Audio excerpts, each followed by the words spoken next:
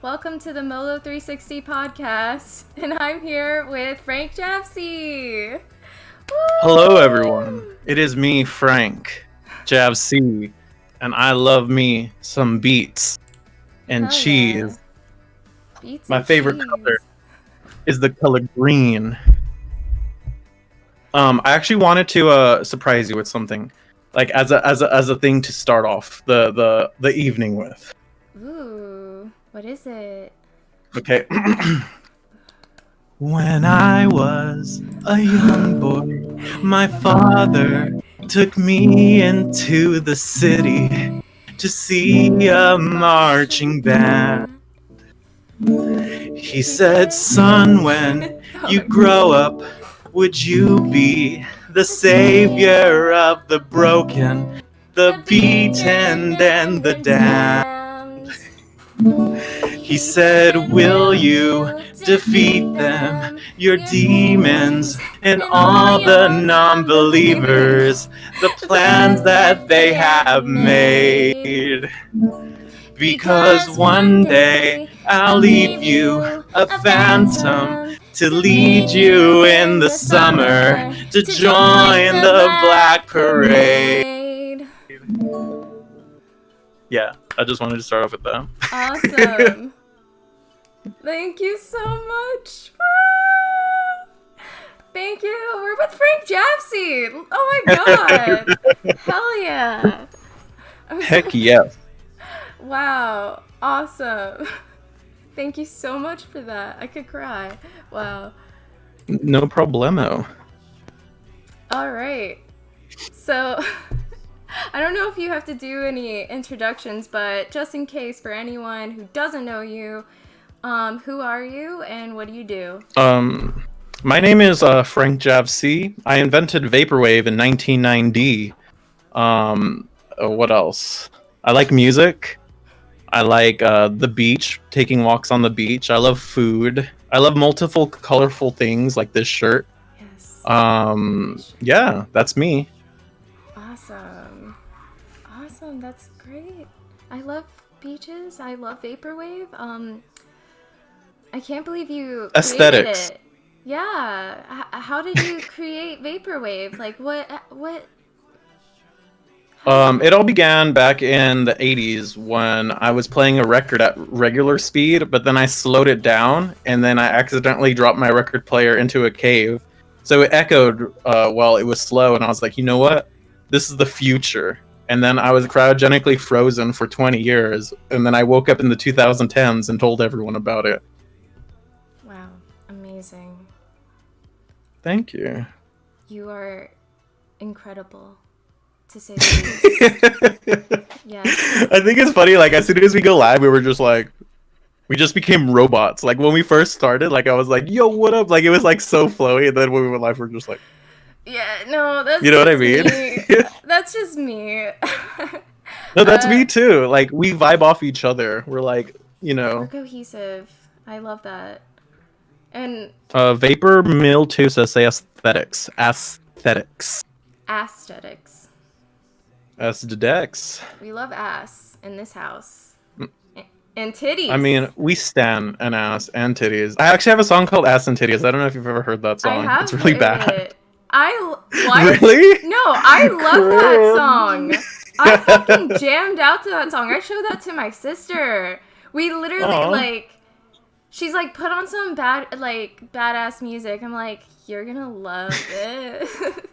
The weirdest moment is like when I perform it live. Like, there's been times I performed in like a Mexican restaurant, some like guy's birthday party. He was like turning like 20 something, and he was like, "Come to my birthday party at a Mexican restaurant." And I was like, "Ass, titties, ass and titties."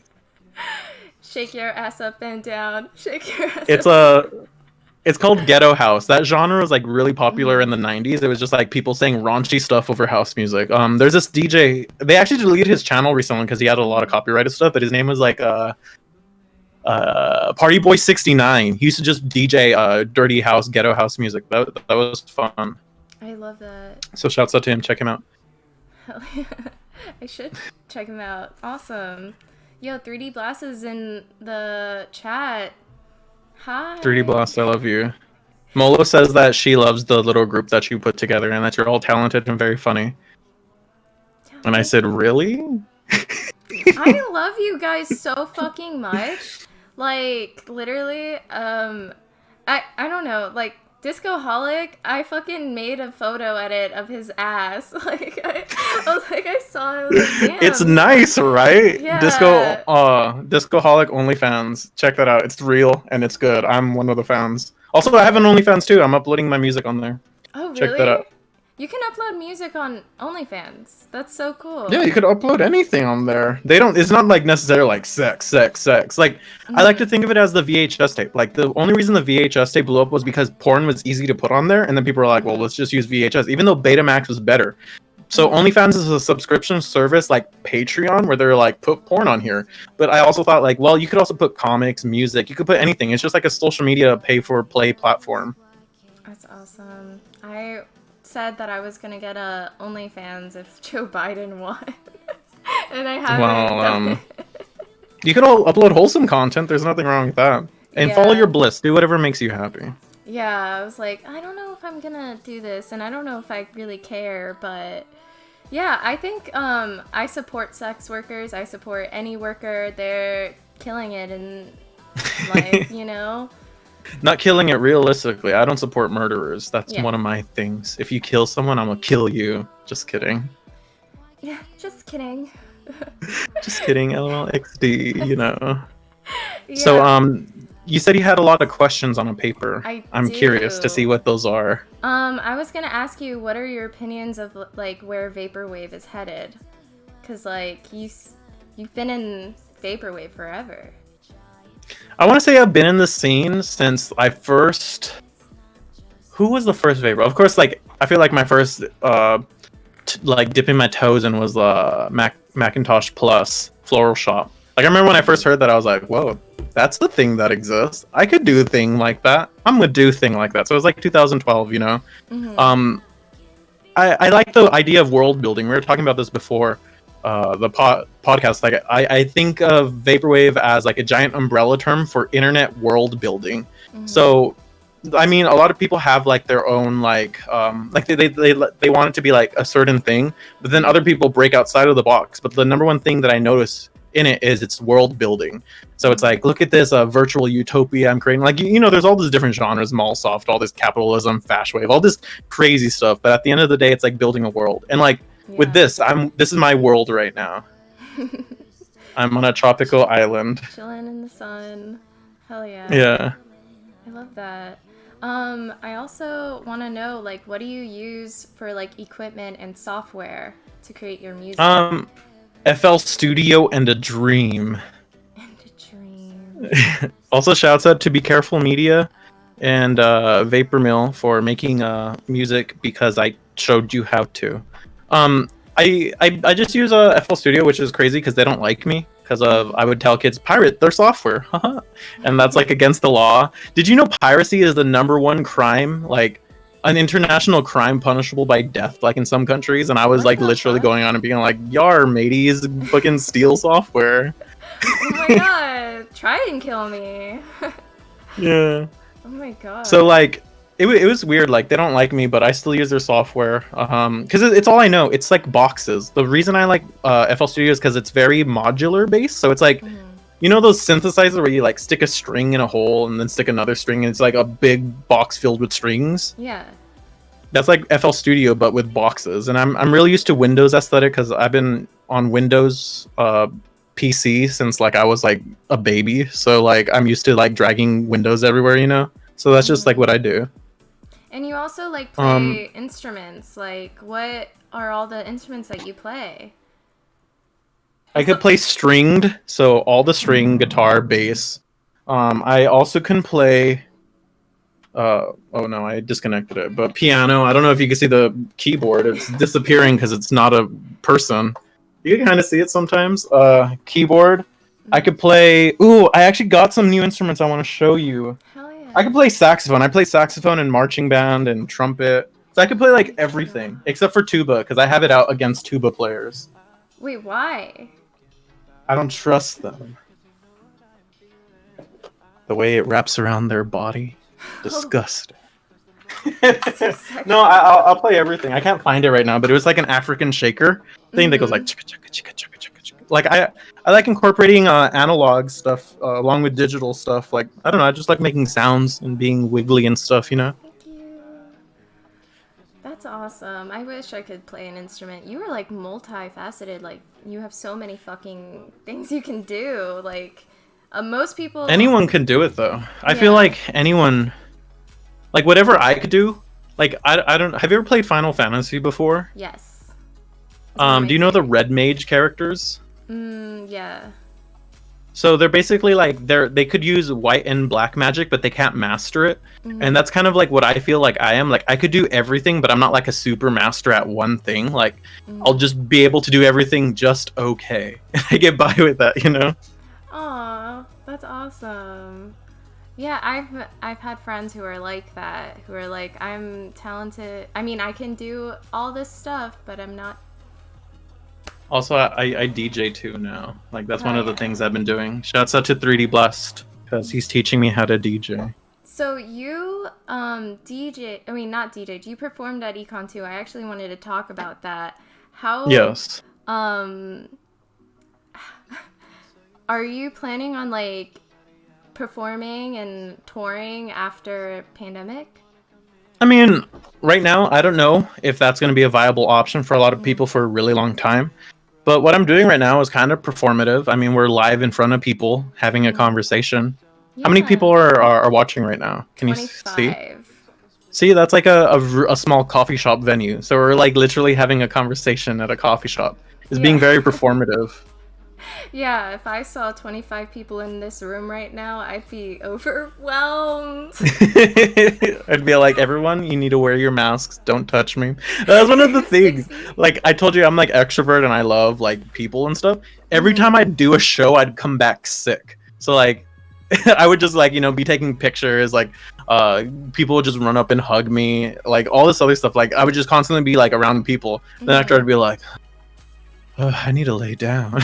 Like, you know, all the germs were like hitting my body. At Econ 1 and 2, I both got sick like the week after. Really? Oh, yeah. I went to Econ 1 and like, oh my god, I just felt so dirty coming back, but I didn't take a shower. Like, why did... I was just like sitting in my dirt and being like, what have I done? Yeah, it's very tribally though. Like, I like the idea of like everyone sitting around a fire pit just hitting something, like going like...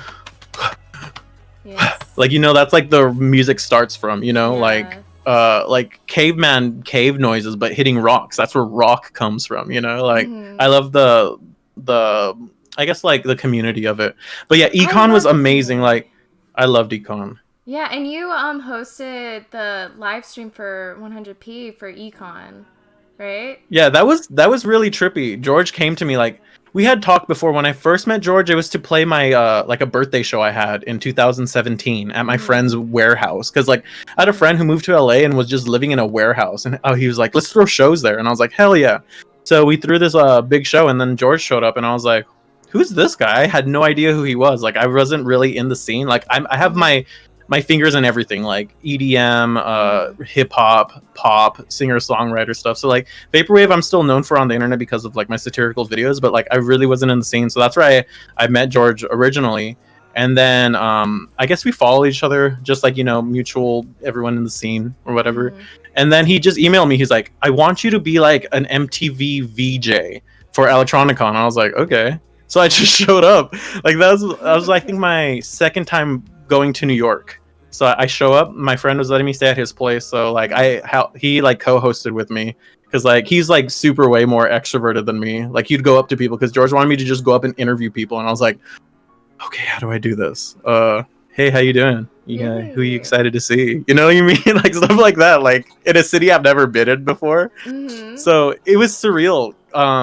Also, there was like one moment I remember, like the whole day I was just super caffeinated and super hyper, and then like Marion brought me a Jello shot, and she's like, just drink a Jello shot. And then after I drank a Jello shot, this guy's like, want to hit for my wax pen? And I was like, hell yeah. So then I was like on another reality, just watching like a Quip play in the sunset, and I was like, what's going on? It must have been so amazing. I mean, I was at the same show.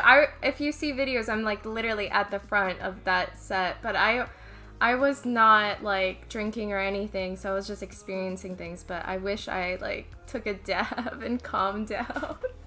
Yeah, it was definitely a trip. It was fun. It was like, you know what it was? It was like my Woodstock. Like that's what it felt like. You know, Yeah, like no, when we're all so old. Like you went to special. Electronicon. What was that like? You know? Yeah, it honestly like I didn't have any like vaporwave like background before that. I'm serious. Like Mm-hmm. literally that was my introduction to vaporwave and that was like fuck, I love this. And like I had an ex-boyfriend who introduced me to people who were in George Clanton's fan club and Mm-hmm. like everyone was so nice, but even everyone at the venue was just so nice and cool and it's like wow, this is like a community with like grace and stuff. I mean, I know that it has a past, but Mm-hmm. like I mean, it it's like is any really community. cool. You have your good, you have your bad, you have your ugly, you Yeah. have your beautiful. Yeah, but it's so wholesome and coming from the My Chemical Romance fandom to Yeah. that, I was like, "Oh, you guys are wholesome." People in the My Chemical Romance fan club are like deviants. Yeah, Just believe me, saying. I know fandoms. Like, I wanted to make a tweet the other day because, like, I've reached this point in my career. Like, when I first started, I was like super loud, obnoxious, and annoying. Like, I wanted everyone to know my every thought at every moment. But Mhm. then, like, through life, like, I started like kind of like getting closed off and kind of censoring myself more. But I Mhm. wanted to tweet like, um, I still stan, but I stan quietly. I'm so surprised that you like are like introverted that way, but you're so extroverted too. Well, you know, life is a duality. You have Mm, both good and bad days. To have good days, you have to have bad days. To have love, sometimes you have to have hate. yes, Mix that's bag so of true. life. You're so deep. Not even. That's like shallow stuff. Like deep would be if like I think deep would be if like you and I just sat there, looked at each other, and like we understood like telepathically some crazy shit, and then it'd be like Mhm. then we could both go on our way. Yes. Okay, so your latest EP, I Love Hating You, was Yes. amazing. How, like, Thank you, you. you actually explained to me how you were creating it. Would you like to reiterate how you created that amazing EP? Yeah, I was watching a bunch of like I want to say like my first ever like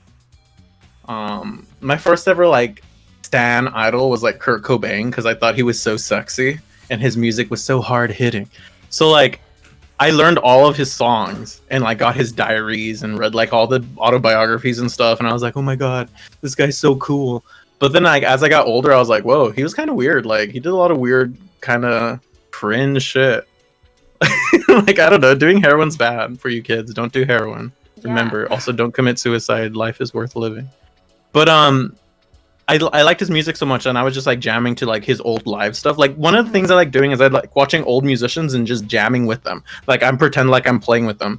So then after that, I just turned on my webcam and I recorded like just me freestyling and recording stuff, and I ended up like singing the original verse and chorus. Actually, can I perform it for you? I like this song. Yeah. Okay, this Sing. is a FrankJavCee original. It's called "Oops, I Did It Again." Stay every night. Never find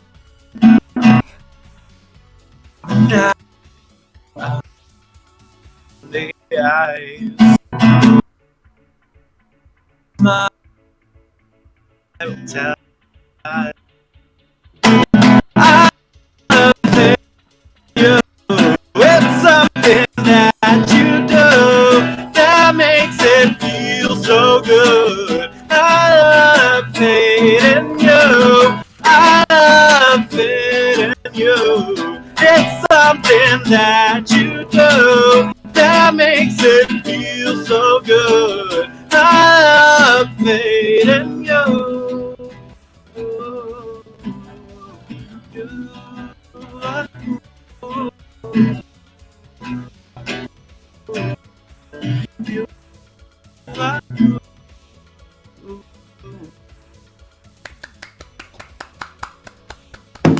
Ow.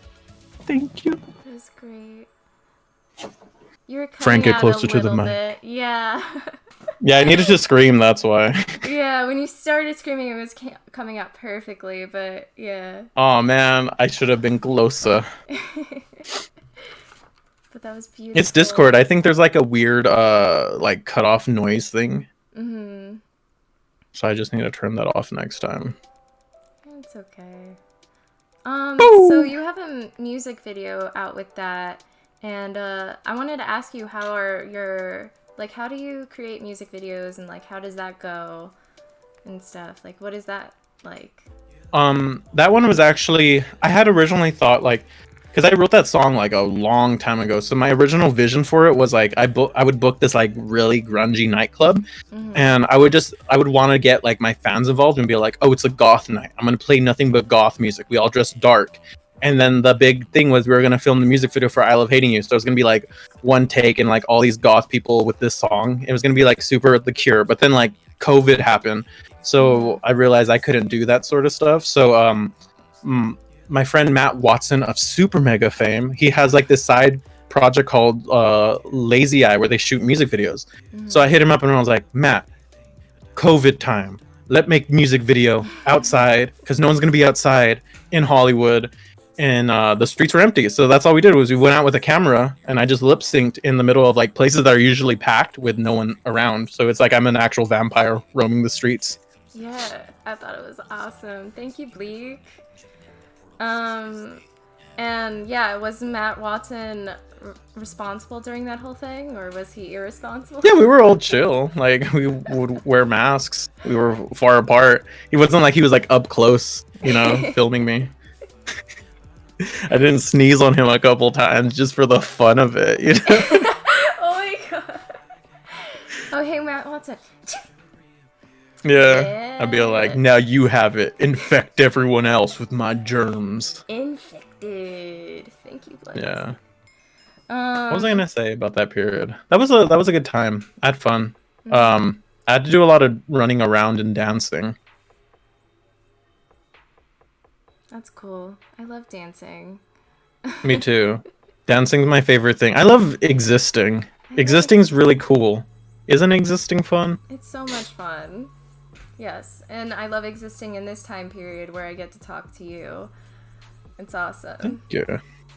So you have like a lot of songs out with your girlfriend, Marion. She has a beautiful voice, by the way. How That's is actually like working? how we first met. Really? Oh my god. Yeah, she used to stalk me on Tumblr back in the day and just leave me anonymous messages. Mm-hmm. And I remember when I first saw her, the first thing I saw was her playing guitar. I was like, "You play guitar? Let's have a jam session." So then we met up in college and we just started writing music together. I think the first song we ever wrote was called Nausea Nostalgia. Ooh. Yeah, and the chorus went, I don't care where you've been or what you've done. You still don't see the repercussions in the long run. Because she had just broke up with her, like, ex. And, like, apparently he was like, oh, let's still be friends. And, like, he ended up going to, like, get together with, like, their friends. And, like, he was, like, super, like, weird towards her. So she wrote that song about him. And I helped her produce it. That's awesome. Oh my god, I love love stories. I love that. I'm a hopeless I love love. romantic.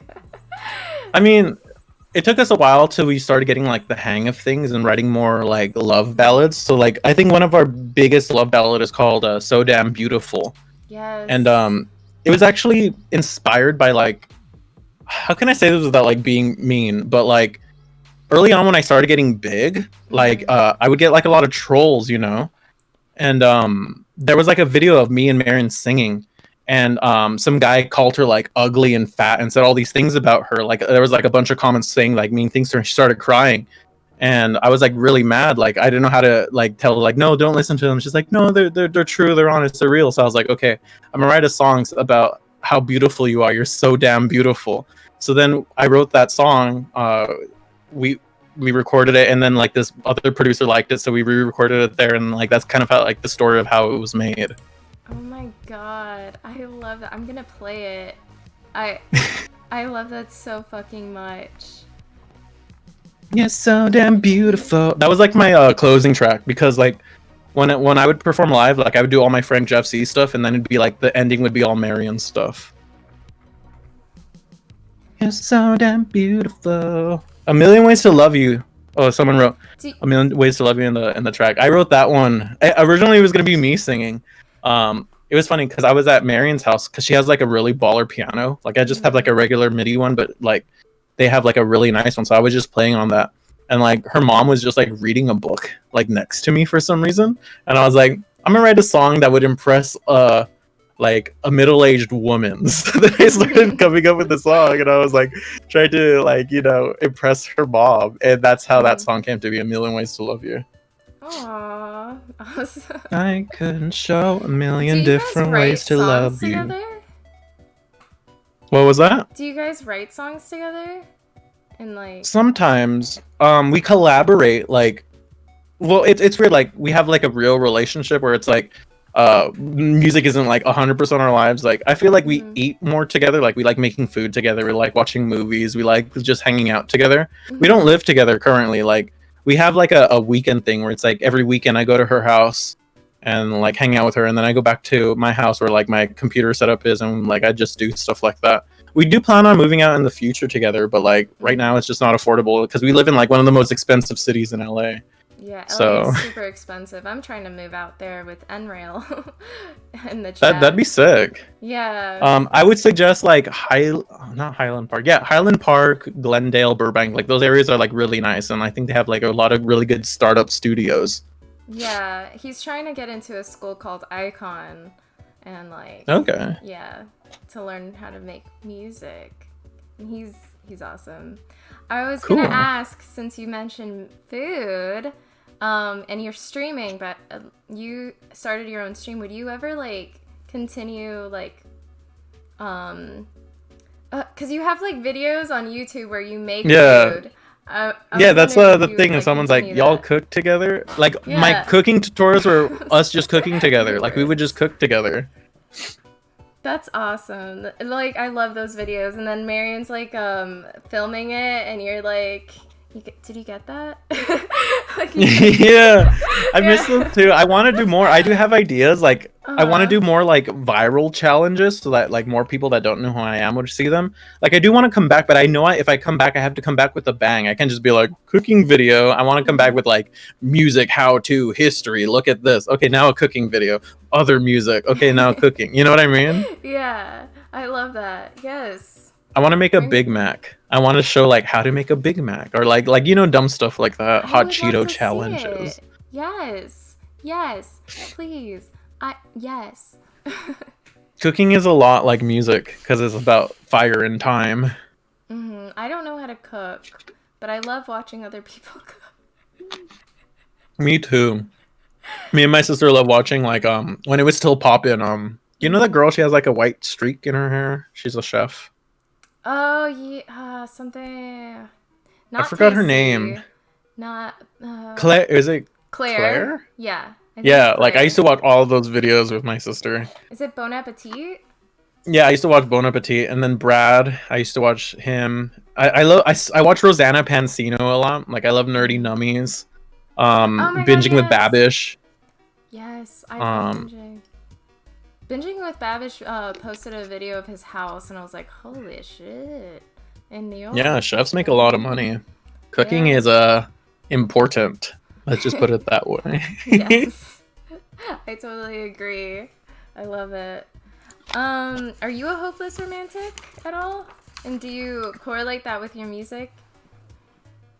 It's weird you say that, because like today me and Mary were like, she's super into astrology, so she sends me all this astrological stuff, and I saw that you're a Pisces. I get along with Pisces, like really friendly. I'm an Aquarius, so I bear water.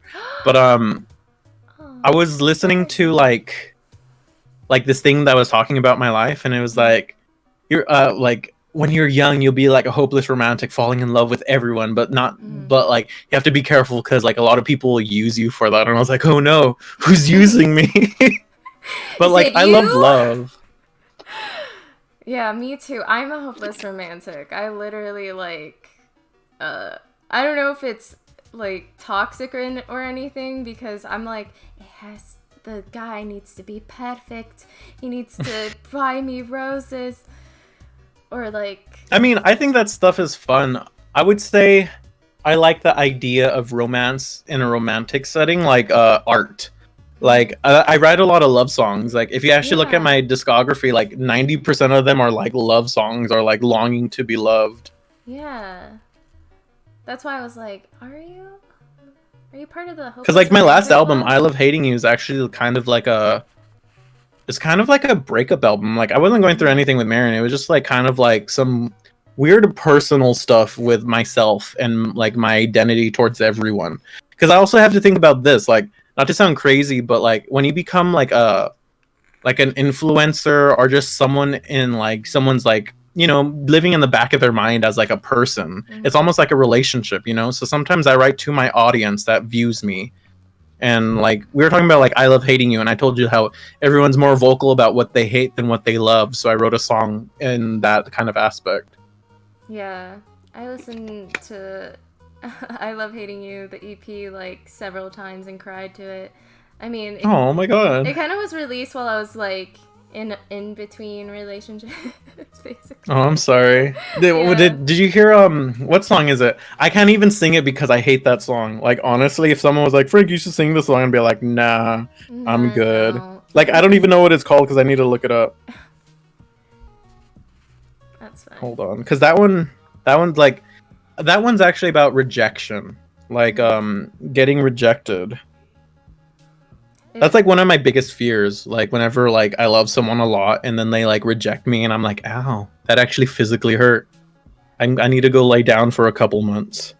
Yeah, and does that happen in your like friendships too? Because Who Says the Past? There you go. Who Says the Past will be so clear. That song, I will never sing that song live. Really? Aww.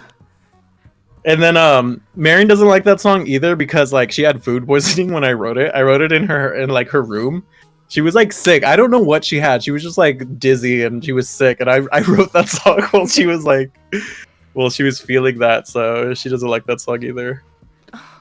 It's a good song. I love it. Thank you. If I have a funny question, if you could explain in a short story your brand, how would it go? Oh, just like look at my shirt.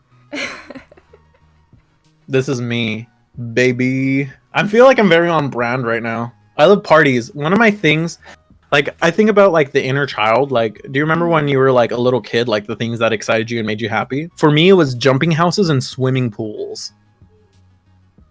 Yeah, swimming pools are like that's awesome. my shit. So I love having fun. I love jumping. I love swimming. I love screaming. I don't know. It's weird. It's hard to explain my brand because like I do everything. I'm kind of like, you have to like me to understand what I do because I don't stick to one genre. I do all music genres. I want to try everything at least once. Like even gaming, I'll do.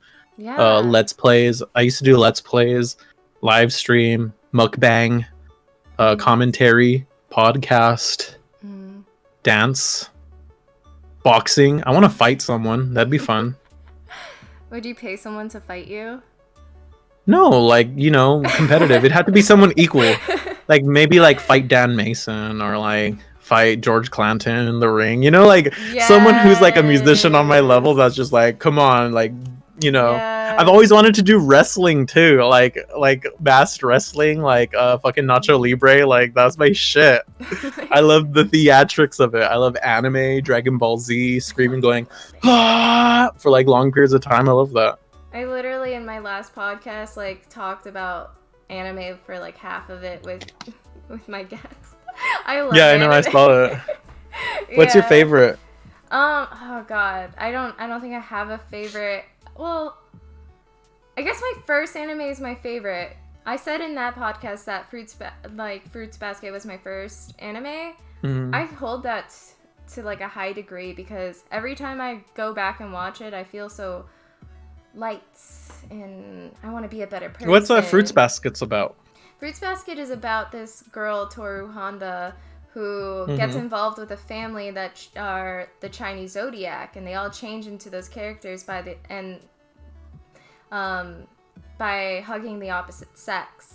And Toru Honda is like this like selfless light that is part of them, and they all have like dark history, and she basically heals them, you know, with how light and honest she is. So it's like a drama. It's more of like a slice of life kind of magical girl like drama. Yes, yeah, it's interesting. Nice. Yeah, I was more into like the Adult Swim, so I was ever on Adult Swim.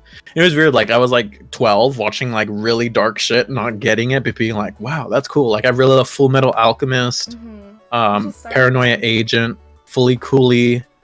That was like my early stuff. Now, like the last anime I watched was like One Punch Man, JoJo. I'm super into JoJo's. Oh my god, Dio! I have only seen like 2 seasons of that. I'm like, this. I dyed really my hair crazy. Dio color because I'm a vampire. My friend named their cat after Dio. It's like. Is really it a cute. orange kitty? No, it's a black one. I think it's fitting. Still. Ooh, Dio. Yeah, I love JoJo. Like, I love the music, the muscly men fighting each other. Sub or dub? Both. I don't care. As long as I could see the story and get it. Like, if it's cool. Like, I'm not like the one who's like, the voices are so dumb. Like, sometimes, you know what I used to do when I was a kid? Me and my cousin would call each other on the phone. We would put on TV shows, mute it, and just do our own voices to them. Oh my god.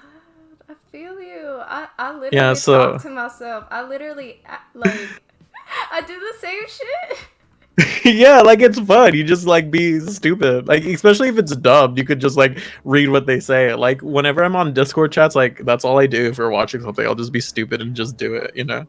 Mm-hmm. What is your favorite video game of all time, hands down? The real ones already know, but for those of you who don't know, Chrono Trigger is the video game of my life. It is my lifeblood, my soul, my sin, my fire. Have you ever played that game? I'm really into JRPGs. I've never played that game. I wish I haven't gamed that much. I like have. It's for the Super Nintendo, and like it came to me at a weird time in my life. I was like literally a toddler, and like I was just playing. I think like for like Christmas when I was like 3 years old, my parents got me a Super Nintendo. And they would only let me rent games from like this place up the street from my house that had like it was like a video store. And I saw a poster and it looked like Dragon Ball Z because the guy who did the design was Akira Toriyama, the guy who does Dragon Ball Z. And I knew Dragon Ball Z because my cousin would always play it and stuff. And he was like, well, like the videos or whatever. And like, I was like, I gotta play this game. And I took it home and I was like, what type of game is this? Because I had no idea. I only play like Super Mario Run and Jump. And it's basically a JRPG where you like travel through time to stop the universe from ending. And I like 3-year-old me who barely knew how to read learned how to read and do math just to play that game, but I was so invested in it. Like it took me I want to say maybe until I was like 6 to beat it, but when I beat it, it was like such a huge relief. And it was like the music, everything about that game, the music is so inspiring to me. Like if you hear the chords I play those chords because they're in Chrono Trigger. Like I learned how to play those songs on piano. That is so fucking cool. Wait, so you like learned all of this, but like at the age of 3 and like 4 and 5? That's sick. Yeah, like before kindergarten, I would learn how to like. I remember the first sentence I read because like, you know, Sesame Street, they show you like the letters and alphabets. I could kind of read. Like if I saw a stop sign, I would be like, stop. There's like a scene where you're on a bridge with the science girl and there's a giant mechanical dragon about to like destroy you, and she's like, get out. And then, like, I read it, I was like, get out. Get out. Cool. Oh my god. That's so much fun. I'm so basic. I only played, like, Jumpstart games at that age. That's totally fine. Like, everyone has a different path. Yeah, I had a crush on Botley from a Jumpstart game. No, I have no idea who that is. It's a bot, and I don't know why, but... A robot? Yeah. A robot. Yeah, I mean, robots are pretty cool. I'm pansexual. I'm like, I'm everyone, okay? My first crush was on Cheezosaurus Rex, the macaroni and cheese dinosaur. So you're not too off. Just kidding. You know what it was? Like realistically, if I'm thinking about it, it was probably Barney, because he'd be Barney? like, "I love you, you love me," and I was like, "I love you too, Barney." Like not like in a sexual way. Like I was like, "Dude, I'm gonna fucking go to town on Barney." It was just like, I love this soft purple man. You know what I mean? I get butterflies when I see him on the screen.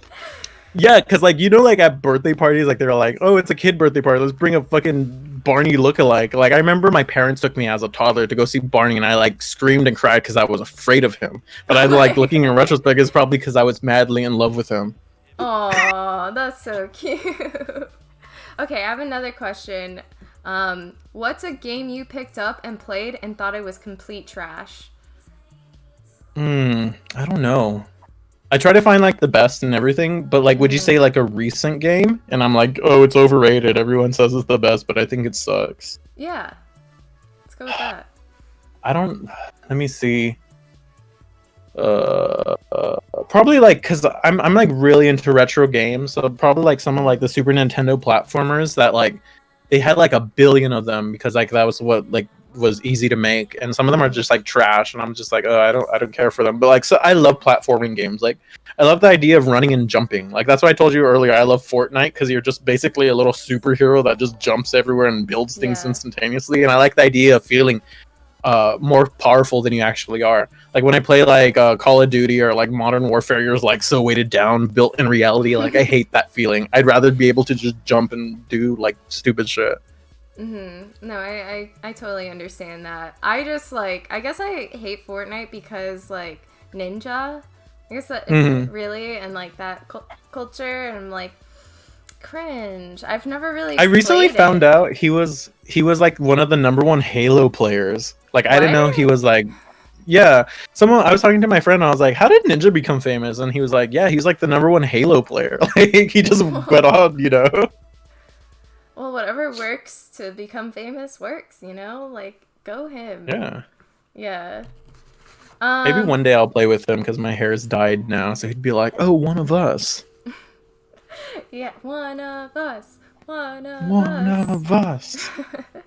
Okay, so the collab with Adam Kane, Simp for You, that was awesome. Do you have any Thank plans you. to like collab with him again, or like I would anyone like to. else? I sent him a couple tracks, like because it was actually really weird. Like I met him at Electronicon when he was just dressed up as Sailor Moon, and I was like, love at first sight. Hey, let's hang out. Let's collab.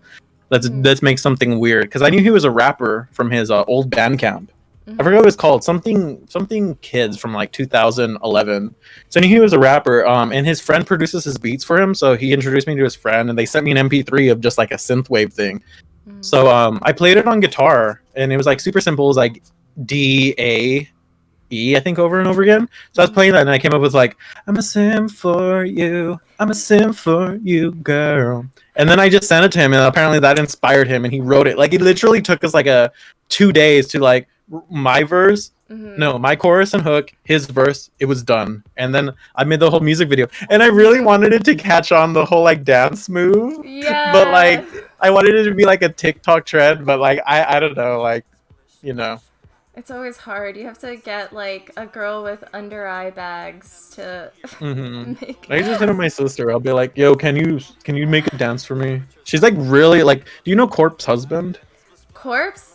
No. Yeah. Yes. Oh my god, I made Hate me, hate me that you want me. That I guy. made what are they called? I made a video of Negative Gemini using that music. Fan Really? cam. You A did a fan fan yes. cam? For Negative Gemini. So Yes. my sister's in love with him, right? So I know like all about his like clique and like all the people that he like plays games with. But Yeah. today he put my sister in his story on Instagram, and she like blew up, got like 600 new followers. Oh my god. Oh, that's so sweet. Yeah. Oh, So she was like melting. So like now she's an influencer. So we're gonna try to influence people to do the simp dance. hell yes. I love that. I love his rap where he's like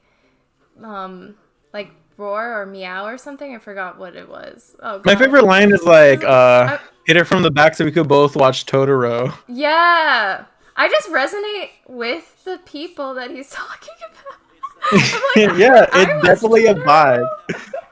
I'll meow at you. I Yeah. listen. I'm Or an purr. e-girl as well. I understand. I'm emo, not Yeah, an so am e-girl. I. I'm Yeah. emotional sometimes. Yes. Like, I mean, I love the whole e-girl aesthetic, but I am not that.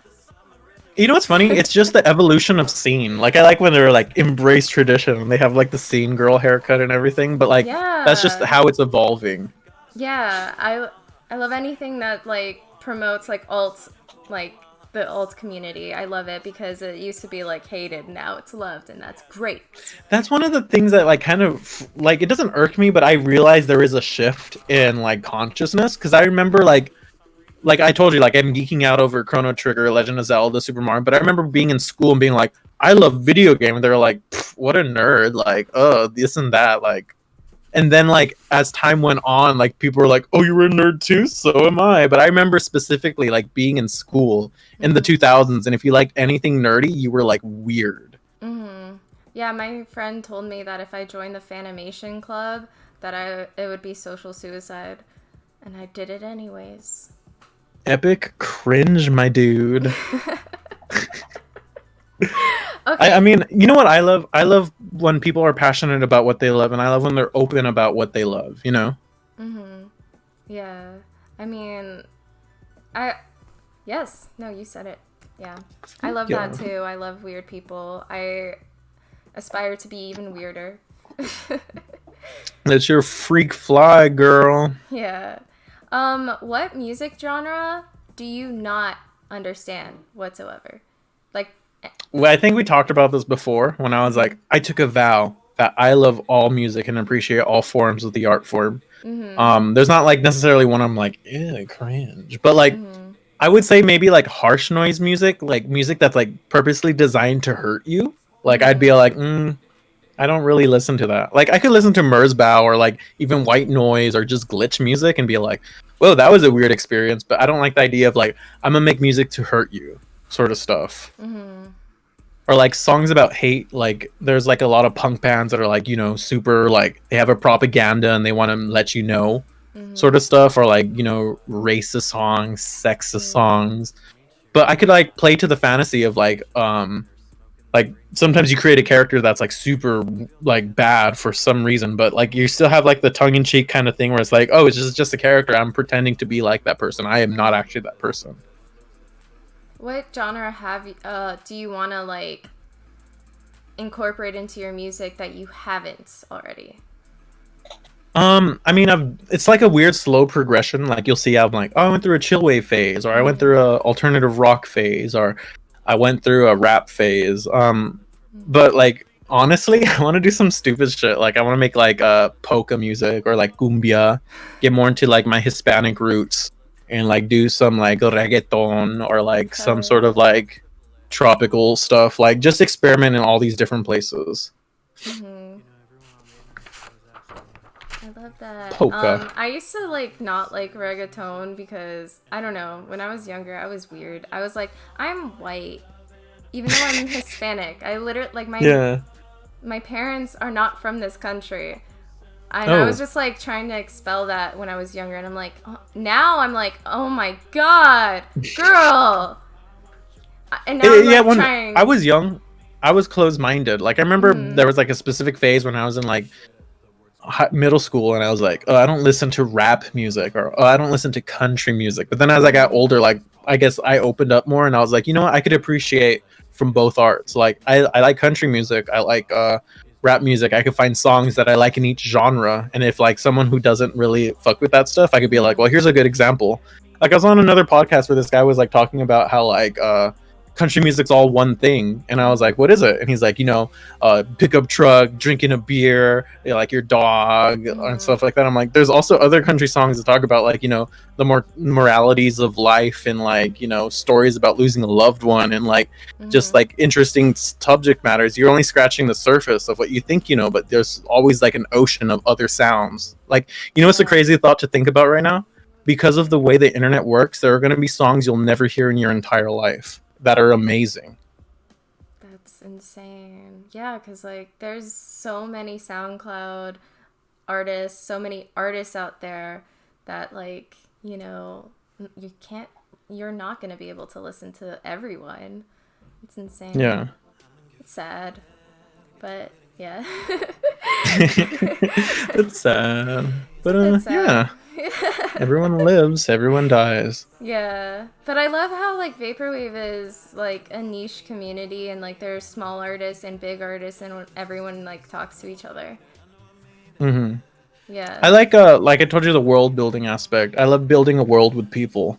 Like I think the next wave of vaporwave should really be more into the virtual reality. And I think more people should start doing like what's it called, VR chat like raves, instead of like going to a real live show. Just show up in VR and build like a big VR stage and create a world and have people go on it. Like my idea is to build this island. I want to build an island and invite people to it, and we all party on the island, have a tiki party. That's awesome that you say that. Okay, so Vapor Memory, you know that? Pacific Plaza hosts that. So he hosted a live stream, and me and my friends all got on this like server where you could be a character, and we play. There was like a screen in the game where you could watch Vapor Memory's stream, and we were clapping and like cheering at the end of everyone's set, and it felt like, oh my god, we're like kind of together, you know, like this kind of feels like a real show. That's the future. Yeah. We're all in little spacecrafts in our own little bubbles, but we connect into the hive mind where we put our minds on a giant screen. Man. Yeah. I would love to see that like become like a Sword Art Online where you could like actually be in like. Yeah, but if you die in real life. Yeah. But actually, I haven't seen Sword Art Online. I know of it. I think I've seen like one episode, but I think it came out like 2014, and I was like doing other stuff in those days. It's widely hated but really? I think it's like enjoyable to watch.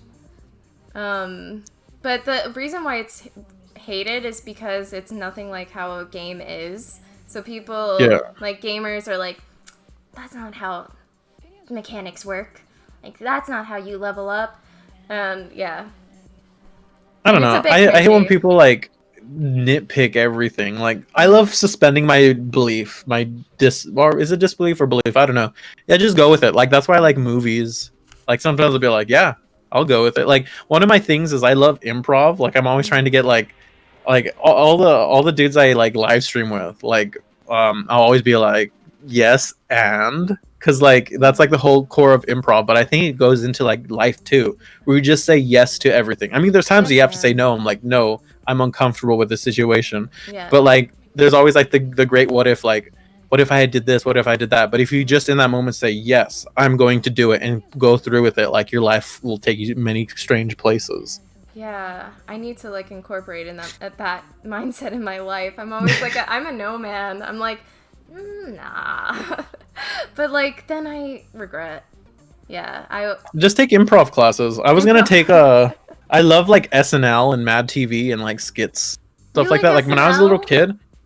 Yeah, when I was a little kid, I wanted to be like a cast member so I could pretend to be other people. Like I was actually thinking about making a list of like all these characters I could do, because like sometimes I don't know if I have like multiple personality disorder or just like some weird brain scramble, but like sometimes I could pretend to be an entirely different person like when I want to, you know, and like it's weird. No, that's awesome. I fuck with that. Too enough, not too much says, yes, I'll try some of your heroin from the same needle if you just used. I already said don't do heroin earlier. Weren't you here? And that's unsanitary. You know, we're in the middle of a pandemic. Yeah. I won't even touch the same cheeseburger as someone else. Yeah. Seriously. You know what I've been eating? Nothing but ramen. All I've been doing is like getting ramen off Amazon and just eating that. Oh my, I love ramen. But Me too. I love Japanese cuisine the most. Yeah. I want to go to Japan. Have you visited Japan? No, I've been meaning to go. Marion went like 2-3 years ago, and I was so jealous. But she went for work. But I was like, I could have just hung out in your hotel room. Because she used to work in like this VR firm that like they would do like VR installations and stuff. And she was a video game tester, so that was like her whole arc. But I want to go real bad. When everything opens up, I'm gonna go all over the Japans. I'm gonna eat the food. Yeah, I want to go to the Cat Islands and the Fox Island. Those are so cute. I saw the documentaries on them on YouTube. That's so beautiful. There are multiple cat islands out there. Like Japan is wild. Yeah, there's. And I don't know. I think it's just such a cool world, and Harajuku is so fucking cool. Cause did you know that like most our fashion comes like from Harajuku, like just from from like the civilians. Like people take photographs of that and like, you know. And, I could see that. And that's also because there's also a fashion institute. I watched a whole documentary on this, and I'm like, I love fashion. Have you seen that there's like this Japanese like movement of like cholo aesthetic? Like do you know like what cholo culture is? Yeah, so like they cool. Like really go into that. Yeah, it's so and crazy. They respect it too, and they that's awesome. I love that. I love when people can like respectively like, you know, get inspired, honor like another culture without like ripping it off or taking advantage of it. Yeah, or appropriating it. Yeah, like if you can honor it respectively, then you go, girl. You go, boy. Yeah, you go. I like the evolution of things though. Like you like because everything is so globalized right now. Like one movement can happen at a corner of the globe. Everyone in the globe sees it, and then it like morphs into its own thing. Like there's this one producer, he's like blowing up right now. His name's like Imabek, I think. I don't know how to pronounce it, but he has like this one remix that went viral on TikTok, and he was like a train conductor from like Eastern Europe, and who just taught himself how to produce from YouTube. And like now he has like a global hitting chart song, and now everyone's copying his sound. Wow. Like it's so interesting to see that. TikTok literally is such an amazing platform for music right now. Like that's insane. Do you want to like are you gonna try to get TikTok famous? I have some TikToks on there, but they're mostly like I say, like I do things like for stupid reasons. Like I think my most famous TikTok is me making fun of Randy. Because do you know 3D Blast when he was going on off his olive tirade? Yes.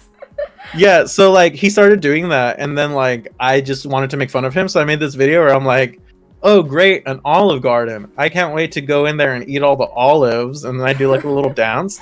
And I uploaded it to TikTok, and it got like, I want to say 250,000 views on TikTok, but on Facebook it got like 1.8 million views. And I was like, what the fuck? I just wanted to make fun of Randy. Oh my god. Oh, poor Randy. He's in the chat. What? I showed it to you. I literally wanted to make fun of you. But I do it out of love because I love you, Randy. Let it all be known. FrankJavCee x 3D Blast. Are you guys gonna kiss? I don't know. I need to get tested first. I might have herpes. Oh. I'd be licking too many toilet seats. Oh. Are you posting? I mean, I just can't stop. I just love porcelain in strangers' butts. Just kidding. No, I don't. Don't put that out there. That's the joke. I mean, you could edit it. I've seen some weird edits of me. Like sometimes I'll say something out of line, and then like people will like cut it and put it on the internet, and I'm like, jeez. Fuck. That's a downside of like social media. It's like people come for you for like something you said out of context. Like, ugh. Yeah, people do that to you though. Like, it's weird because like that's how you kind of get like this weird vibe based off of like the propaganda that people post on the internet. Like, if they want to make you look good, they'll post a certain way. But if they want to like, because here's the thing, like I kind of want to do like a dissertation on this, but I want to talk about internet warfare.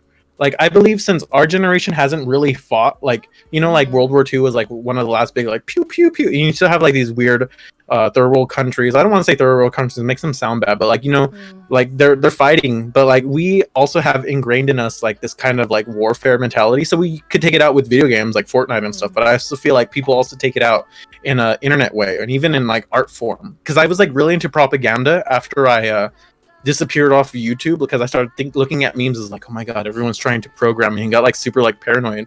But yeah, internet funny, haha. Yeah. Internet's scary. Sometimes it depends. It's like, you know what it is? It's like a like not to be all like Black Mirror or edgy, but whatever you put out into the world, you will get back. And that's one of the things I learned like early on, because I used to be really edgy and just be like, "Oh, I hate you, internet. You're stupid," and they started hitting me back, and I was like, "Whoa, what the fuck?" Wait, so your computer grew hands? Yeah, well, metaphorically, let's say that. I was hoping real life. No, my computer is dusty. Oh my god, there was a dead spider in my computer the other day. Like, really? for some reason, yeah, it kept turning off because my computer's already like 3 years old. But it was just like, and I'm like, what the hell? So I opened it up, got the computer cleaner, sprayed it, and then like a dead like daddy long legs flew out, and I was like, what the fuck? Oh my god, is that why it like started acting up, or is it? No, it was just like, you know what it was? It was overclocked, and because like my room is hot, it was overheating. So because it would overheat too much, it would turn off. Oh my god, daddy long legs, they scare me, but they're friendly. You know, like they won't do anything to you, but they look like they're creatures of the night. Yeah, I hate them. I don't hate them. They're just creepy. Like, yeah. I remember one time I was asleep and one ran on my face. No. Yeah. And then another time, I was like a little kid. I was just like, this is like one of my fears. Like, my arm was just off the side of the bed, like near the corner of where the bed is in the wall. And I felt like a tickling little hair. And then it bit me. It like legitimately bit me and it hurt. And I looked and there was like the little bump and I was like, what the fuck? So yeah. Me and spiders. I hate spiders. I mean, I shouldn't say that, but yeah, spiders scare me. Okay. Yeah, they're scary. Yeah. All right. I'm gonna ask everyone to send questions. For FrankJavCee, whatever you want to ask him, we're gonna get that started. And while that's happening, what inspires you to create? Being alive. I cannot stop creating. So you're like a machine that... Yeah, I'm a bone machine. Awesome. That's cool. Skeleton lipstick, your favorite animal would be spiders. 8 little boners. Yeah, they have 8 little boner legs that are controlled by hydraulics. My favorite animal is skeleton lipstick. Yeah, I've seen a skeleton with a lipstick on it once, and I was like, ah! And it screamed back at me, ah! Then it bit me. Oh no. What was the weirdest experience you had backstage at Econ 1? 2 enough, not much. What happened backstage? Nothing weird really happened. It was like super normal. I want to say Econ 2 was a little bit weirder for me because like I was more like, I don't give a fuck. Like, because it was like in my hometown. Like, New York is a way different vibe from LA. I would say New York is a little bit more uppity. Like, I know a lot of people that were at both were like, oh, LA sucked, but they're also from like the East Coast. Like, there is like a weird cultural divide between West Coast and East Coast. So like on the West Coast, we're like vibes, chill. Everyone's low key fake, but like we do it for fun, you know? Whereas like in New York, like I felt like it was like a completely different like country, like eco zone. I love New York. Yeah, I love it too. Like I was obsessed with New York as a kid. Like New York was like the city I wanted to go to, and it was like super surreal to me that both times I go is for like major, huge events, like to like perform and stuff like that. I love the subway. I would love to live there for like maybe a year just to get lost and see how well I do there. Yeah, that's but not right now because of the epidemic. Yeah, that's what I want to do. I have like hella family in New York, and I have my grandma there, and I'm like, I should just spend a year with my grandma there. You know? Yeah. That wouldn't be bad. But Frank, what was the last concert you went to before the pandemic? You know what? It was my friend. His name's Matt Van. He's like an acoustic singer-songwriter. It was at this really nice disco place. It was like a 70s themed bar, and it was super beautiful. Last big concert I did was Texas. It was with Kill Bill and Rav and his Exomania rapper dudes. That one was fun. I had a lot of fun at that one because I've never been to Texas before, and it was like super cold. But I ate a lot of queso, which is so weird because how do you speak Spanish at all or no Spanish? Un poquito. Yeah, same. How do you say cheese in Spanish? Queso? Yeah, I said, yeah, I really loved your queso, and Queso. everyone went boo. Oh my god. And I was like, what the fuck? Why? And it was like a group of like a shit ton of white people. They're like, it's called queso. And I was like, What? are you fucking kidding me? Do you guys not know how to speak Spanish? Oh my god. They were telling you how to. Oh my god. And I was like, what the fuck? Cringe. Okay, well, whatever. Your cheese is good. What? Do they say Cinco de Mayo? Like, what? No, I think it's a particular way, like, because it's like a weird cheese dish that they don't have in LA. It's like they give you, like, instead of nachos where they put the cheese on the chips, it's like this little bowl with like meat and cheese that's designed a certain way that you dip in there. Okay, next question. Frank, do you enjoy getting recognized in public or does it bother you? It depends on the person. A lot of the times people will be really nice to me and they'll be like, oh my god, Frank, and I'll be like, oh my god, you, what's your name? Hi. Like, I would get recognized a lot in Little Tokyo because I'd always be there whenever I'd go hang out with a friend. Like, I'd be like, okay, well, not like with a friend, but if I'm meeting someone who's like coming from outside of LA, I never really want to invite them to my house because my house is kind of messy, and I was like, it's a whole story. But I'm like, let's go to Little Tokyo. We could walk around, get lunch, and just chill. But whenever I get recognized, it'd always be like by a random person. I was like, hey, what's up? Let's take a photo. So like, sometimes they'd upload it and I'd like it and comment, be like, nice meeting you and stuff like that. But sometimes there's like the cringy edgelords that like will be like, hey, aren't you like from the internet or something? Like, who are you? And I'm like, no. The number one thing that I've learned, like, in situations like that, I'd be like, yeah, I do internet stuff. Hey, what's up? And then I'd leave. But I always want to do like some like troll shit and be like, yeah, I do a lot of porn. Like, do you watch a lot of gay porn? Like, I'm in that. Oh my god, I would love to like experience that and hear you say that to someone. That would be awesome. Yeah, but it was only like that. You know where that happened to me a lot at a Anime Expo. I went to Anime Expo with my sister, and there was a lot of fun encounters. But because there was also like, you know, edgelords, like it was kind of like cringy sometimes, and I was like, I want to get out of here. And I was dressed up as Joseph Joestar, one of the characters from JoJo, and like people were like. Sometimes people be like, nice cosplay. I'm like, thanks. And people be like, season 3 is like the worst season. And I was like, what the fuck? Who are you? That's the thing about the anime community is like you are either extremely nice or extremely like not nice. Like you're an asshole who gatekeeps anime. Like, yeah. It's never one or the other. I'm just trying to vibe. Yeah, be careful. Media ask, if you could experience an album for the first time again, what album would you choose? Lady Gaga's The Fame Monster. Like, unironically, I used to stan her hardcore as a teenager. She was everything I wanted to be. And even, like, to this day, I'll watch her old live stuff and I'll be like, God. I do love Lady Gaga. I loved Lady Gaga and Blackpink's song. That was epic. I love Blackpink. That's one of my favorite ones. They used the Korg M1 Organ 2 preset on that shit, and I was like fucking exploding. And I met the producer who produced that once, really drunk at a Hollywood party. No He's like way. 6'7", and he was wearing a cape. And I was like, yo, I made a 8-bit of your song once. His name is like Blood Diamond, I think. Oh, yeah, yes. Yeah. Yeah, so I used to write, like, this was like early FrankJavCee lore, but I used to write for like Zed and Porter Robinson, like lyrics, because they were looking for top line. So I'd get a lot of EDM demos. And me and Marion would try to write music on top of it where she'd sing it.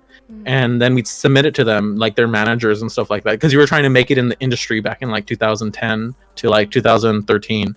But then I got dropped from my label for not producing like a single song in 3 years. And that's when I started doing my how-to stuff. Wow. Wow, okay, labels.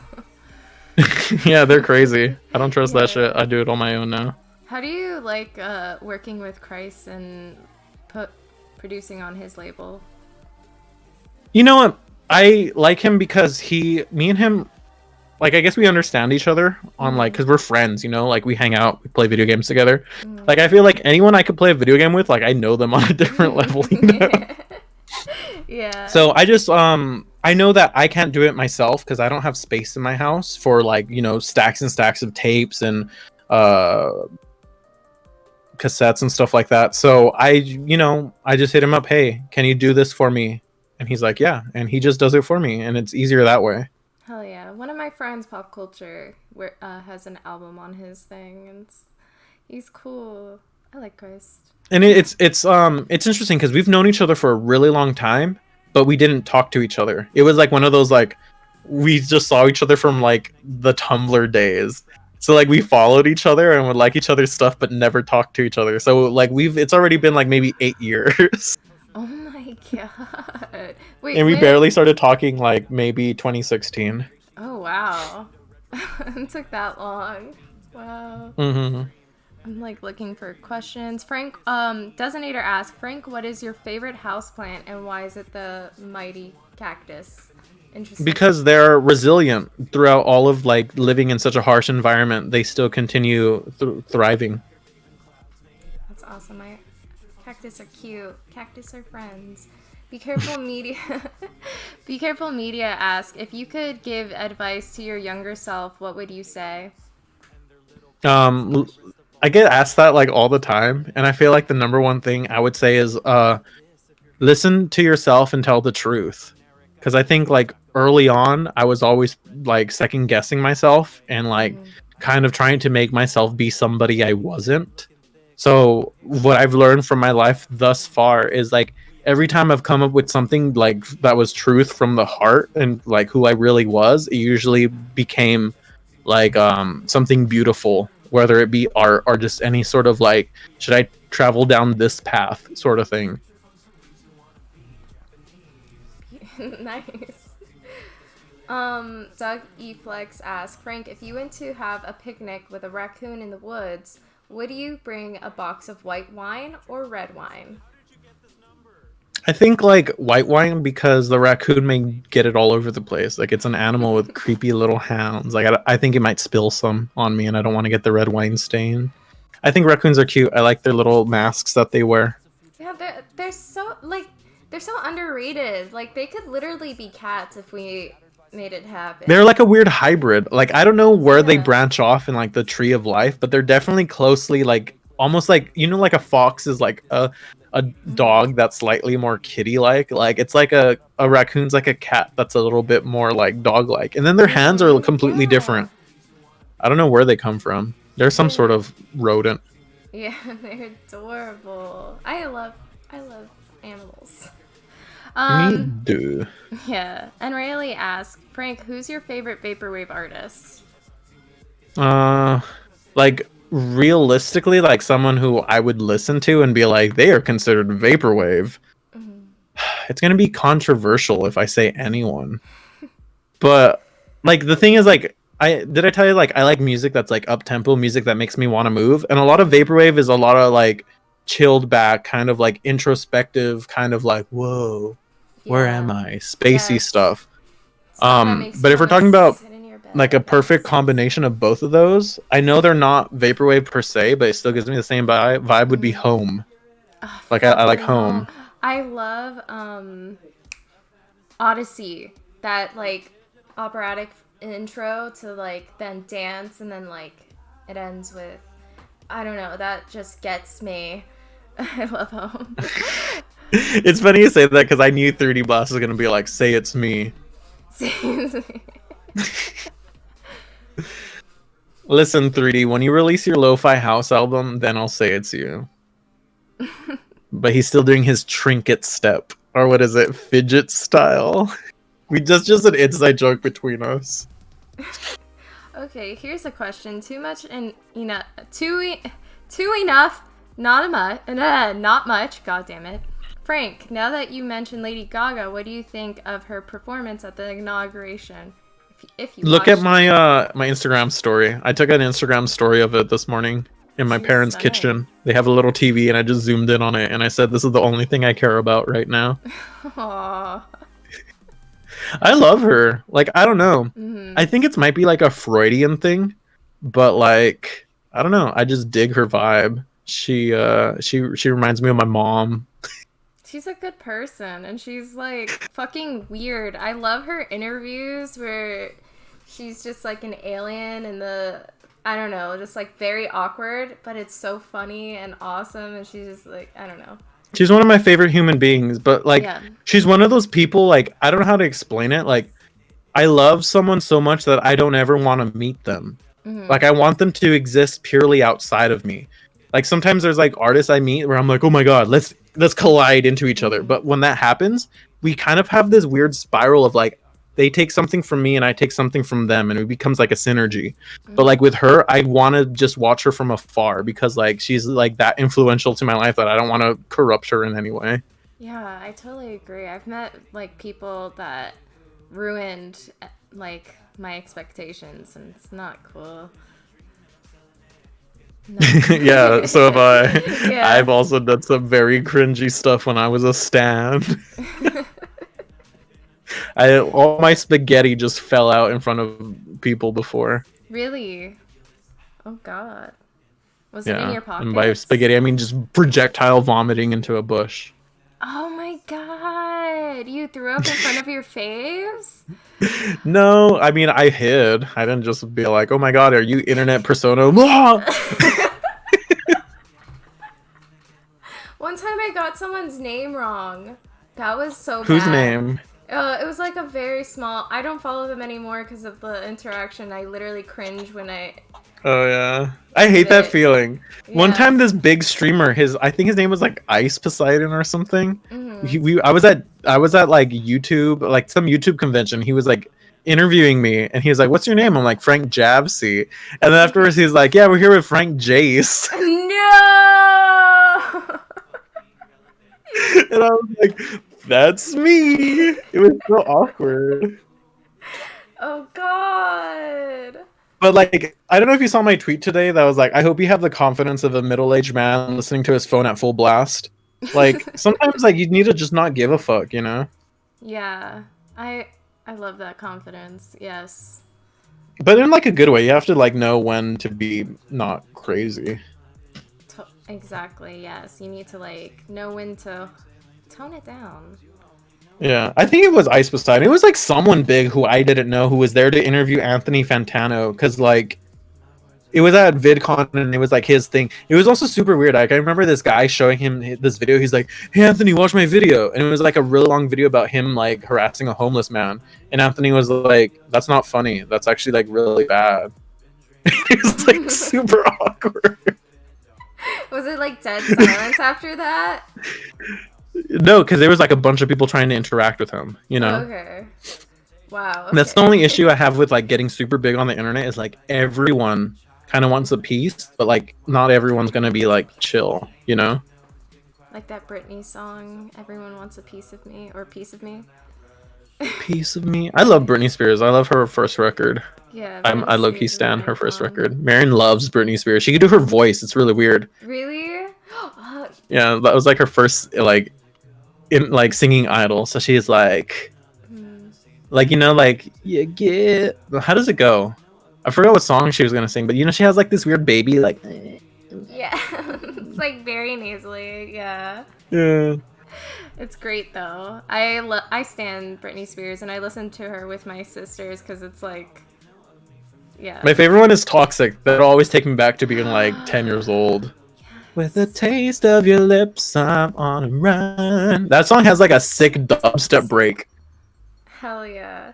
You have some songs, you talked about Grimes. You have like some songs that like That's funny you say that. Grimes That's samples. like one of my most viral songs. Oh wow. Like yeah, it's a Grimes 8-bit because I was just like obsessed with her. Like I wanted to be her. Like usually when I get obsessed with someone, it's because I want like a bit of them inside me, if that makes any sense. Like it could be like man or woman or they, them, or anyone. Like even a concept, I'm like, oh my god, I need this inside me somehow. So like when I first heard her stuff, I was like, holy shit, I want to be just like her. So I learned her songs because like we were talking about like the nuns who are like cage themselves up. So on that album Oblivion, she hold on, I just saw something and I had PSTD. What is it called? Post traumatic stress? Yes. Yeah, they were talking about my Needle Drop podcast and I was just like freeze loading brain. Yeah, so she locked herself up in a room her roommates would send her food and no one interacted with her, and she wrote like this really amazing album. I wanted to recreate some of those songs in 8-bit because that's how I first got started. Was I had like a really bad Sony Vaio laptop, like it was like a 2000 Windows 2000 laptop in 2010, and that's where I started making all my music. But I couldn't run like big programs, so I'd make 8-bit, which was like Fami Tracker, which was like you would code in like the note, like it'd be like the C would be held for these many bars and this many beats, and it'd be this wave and all this other weird stuff. And I would just like program like Lady Gaga songs. Just Dance was my first one was actually a Panic at the Disco song. It was they had like crazy stupid long names. It was like Martyrdom. Right. It was like some song about martyrdom. Okay. And I found the MIDI file and I just arranged it in 8-bit, and I would upload 8-bit covers. So I recreated Grimes' song Genesis, Oblivion. I think someone wanted me to do Veronica. I did that one, and I would just upload them. And then the Genesis one became a meme because like this guy had a Garfield plush, and like it was like the punchline. It was like, "Whoa, what dwells in the depths of my basement?" Because he would talk like this, and then he opens it and it plays my Grimes song, my Grimes cover, and it shows Garfield. He's like, "Whoa!" I think that one has like a shit ton of TikToks. Hell yeah! Sorry, I was talking. Hold on, I got excited. Okay, well, and Riley asked, Frank, what's your opinion on people whose entire personality is smoking weed, people who say I can definitely outsmoke you in their Tinder bio? I don't know. I've never used Tinder in my life. I don't know. I like marijuana as like a medicine. Sometimes I would like when I was young in college, like I had stoner roommates and like we would do like Olympics or we could see how high we would get. And that shit got weird because like my roommates were really into dabbing, which is like crystal meth of weed. Like that's the best way to describe it. But like I remember the first time I did something like that, like I saw fractal patterns and I heard tribal drums and I heard people whispering and it was like super weird, like scary almost. And like after that point, like I didn't know whether or not I was like, let me go deeper into this or like be like, maybe I should back off of it. But like early in my career, I used a lot of like marijuana references because like I enjoy cannabis. I don't really like smoking it. I eat it more. Like if I'm like, I have nothing to do, I'll eat like a weed gummy and just like watch a movie or just like roll around. But it has its good and bad stuff. Like if you're hurting emotionally or physically, it'll help you deal with that sort of stuff. My problem with weed is that I eat too much. I like me too. In sight. I don't know if you saw my videos, but like there was like a point in my career when I first started, I weighed like 180 pounds, and that's like average for me.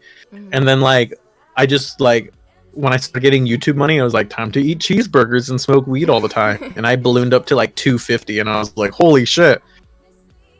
So that's what weed does sometimes. You have to be careful. Like with anything, we're talking about dopamine fasting. You just have to have a balance in life. Like you have to not be so, what's the word?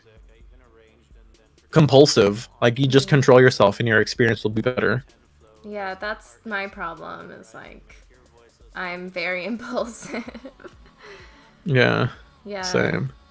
And I don't know, like I literally like cannot stop myself. I was once at like a barbecue and I got super high and I literally was like asking everyone for their like food. I was like eating Yo, give me them ribs. Yeah. Have you ever seen the pumpkin game? No, what is that? It's like this, it's an English language learning game where it's like, it's a giant jack-o'-lantern. He's like, give me the butter. And then like, if you don't know English, you like learning it. So you click the butter and he eats it. And like, if you get the wrong one, he's like, no, not that. It's funny. It's a stupid like YouTube poop meme. I love YouTube poops. Shouts out to YouTube poop. Hell yeah. YouTube poops are cool. What is your favorite What is your favorite YouTube poop? I mean, like everyone says like Fesh Pints and all of those, but like I think deep down inside, I like I can't even say their name because like their name's like low-key problematic, but I like Crobo Productions. Shouts out to Crobo Productions. Nice. I've never heard of Crobo. Yeah, they did like My Little Pony shit. But you know what's funny though? Like they would do like it would be like a mixture of old commercials because I love old commercials. When I'm bored, I'll just put on old commercials in the background and I feel like I'm at home. But like they would do like this kind of vaporwave aesthetic kind of vibe where they'd show retro commercials in between, but like they still would edit it and stuff. Hank of the Hill ones are good too. Have you seen Djibouti? Djibouti dubs. Yeah, that shit's Yeah, I like funny. his dubs. I Yeah, always wanted to do something like that. You could just like do some stupid stuff. yeah, I love it. Are you ever gonna get back on YouTube? No. I want to. I've been thinking about it. I have like all these ideas, and I told you I want to come up with like a big video. But right now I'm just vibing. Because I do like the idea, like, I'm always, like, I guess one of my biggest vices is jealousy. And I get so jealous watching other people live lives to the fullest on YouTube, and I'm like, God, why can't that be me? You know? Yeah. But, like, it's also kind of scary because I've had, like, weird encounters with YouTube. Like, I had a stalker for a while who used to send me, like, flowers and chocolates and wrote an entire noise album about how they wanted to, like, do weird stuff to my little sister, and, like, that shit irked with me. Is that And, part like, of I've also... Is that part of the reason What? why you don't like noise music? Yeah, that definitely goes into there. I didn't like that experience at all. I wanted to talk about it, but I knew if I talked about like, oh, this guy made an entire noise album like about all these horrible things about me, and he found my address and would send me stuff, that would make other edgelords want to hurt me in that way. You know what I mean? Yeah. So like that sort of stuff like kind of freaked me out. And then I don't know, just like the environment like was low-key kind of toxic sometimes. Like I took everything really personally. Like early on in my career, a lot of people openly hated me, and like that really messed with me. Like so I started developing my personality to be more like, hey, I'm neutral about everything, love me. You know what I mean? Yes. I know what you mean. I'm like I'm Pisces. We talked about this. I'm like Yeah, emotion. and I'm also scared of rejection, so I totally fucking understand that 100%. Like, yes, that's my persona. It's like, yeah, love me. But that's like something to get to that level, like are to be like a PewDiePie, let's just say, the #1 most viewed person on like everything. Everything you do will be scrutinized, like under a microscope. And it's like you're damned if you do and you're damned if you don't. But and when it comes to those sort of mentalities, you kind of just have to keep moving forward, you know? Yeah, you're right. That's like one of my fears with this podcast thing is like, if there are haters, I will like literally cry. No, but here's the thing that I want to tell you. If you're doing something out of love, you'll get love back. When I first started, I was low-key angsty, rebellious. Sometimes I do stuff just to hurt people. Not hurt people, but, you know, make fun of them, like, haha. And I started getting that back, you know? Like, every so often, like, it's so bad. Like, sometimes I want to delete my entire YouTube channel because, like, I still get, like, a random anime profile person being like, FrankJavCee is the leafiest here of music. And I get that, like, at least once a month on Twitter. What the fuck?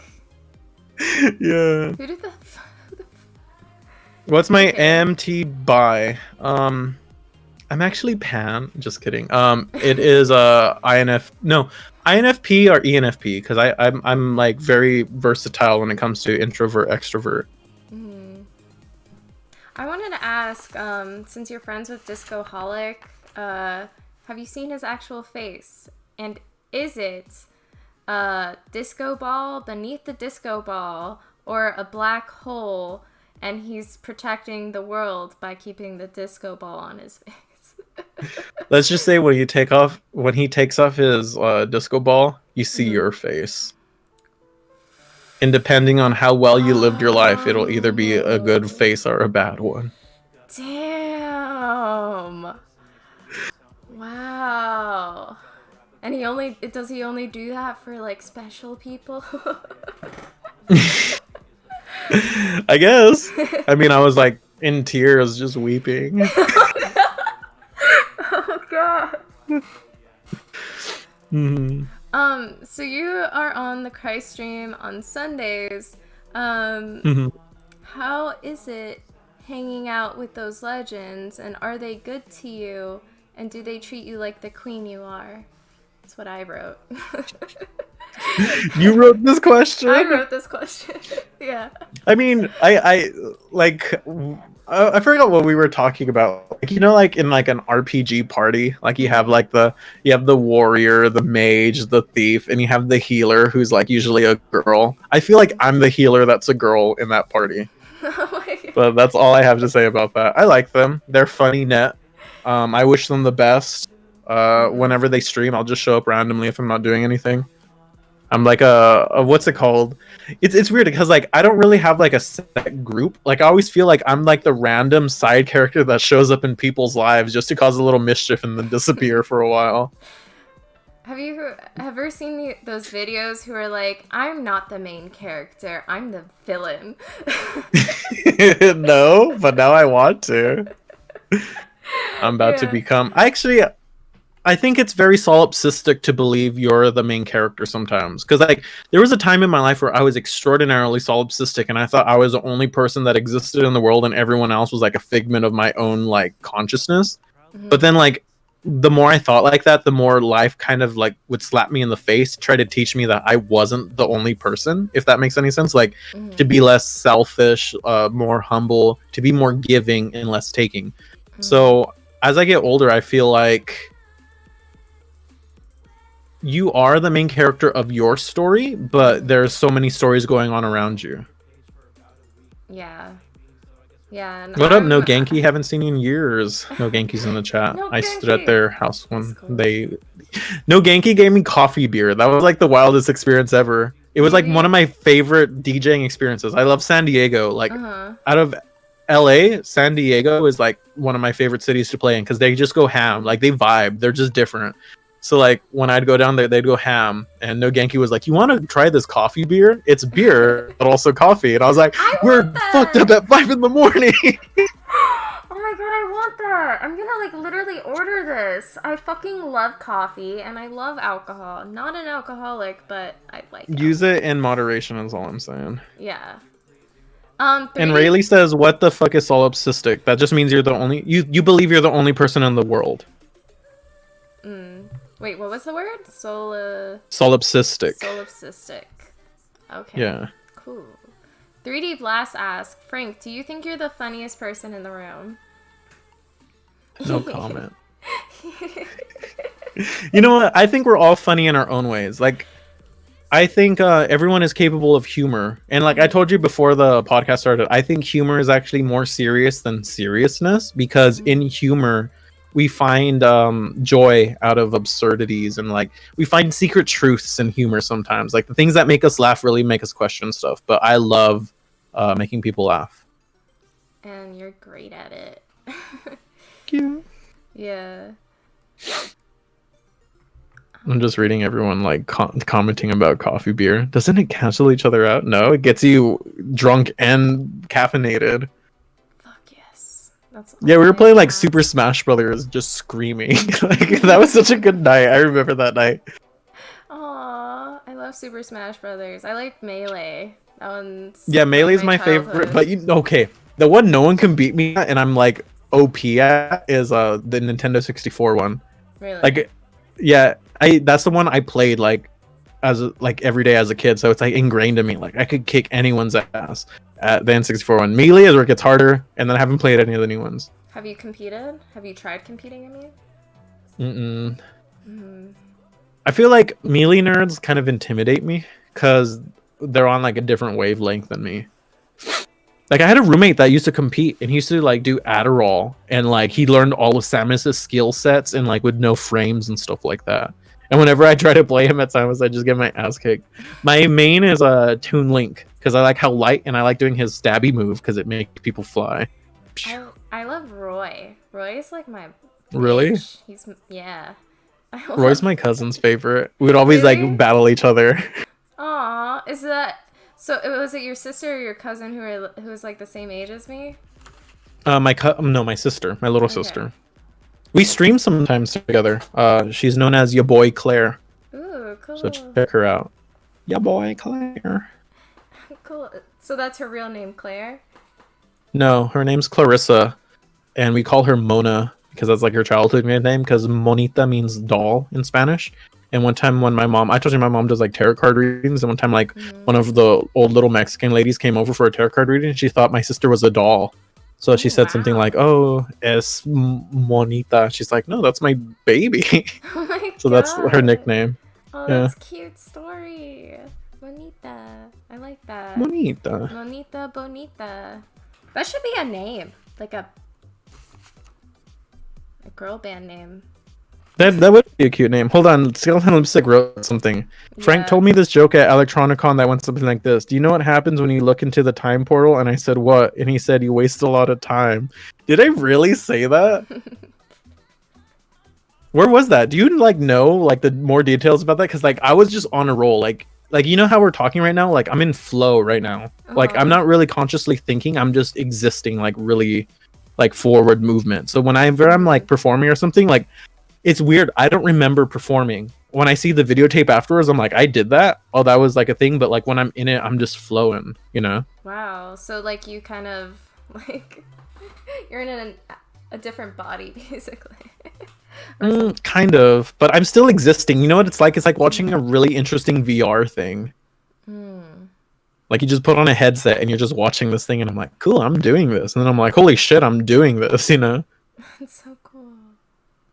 Have you ever been like scared to like perform? Yes. I've had anxiety. I've like vomited before shows. Wow. I've cried after shows. I've had bad shows, you know, and bad shows in front of a large number of people. So like that shit fucks with my head. But the thing about that is it makes me want to keep going, you know, because for every bad show, there's like, you know, 5 good shows. I mean, when music was like a thing, now we don't do that. Yeah, but it'll come back. Hopefully, I want to be there. Yeah, I can't wait. I can't wait until everything just comes back. Me He's too. like, It's gonna take a while, but when it is, I'm gonna go live it up. I'm gonna be the hoe.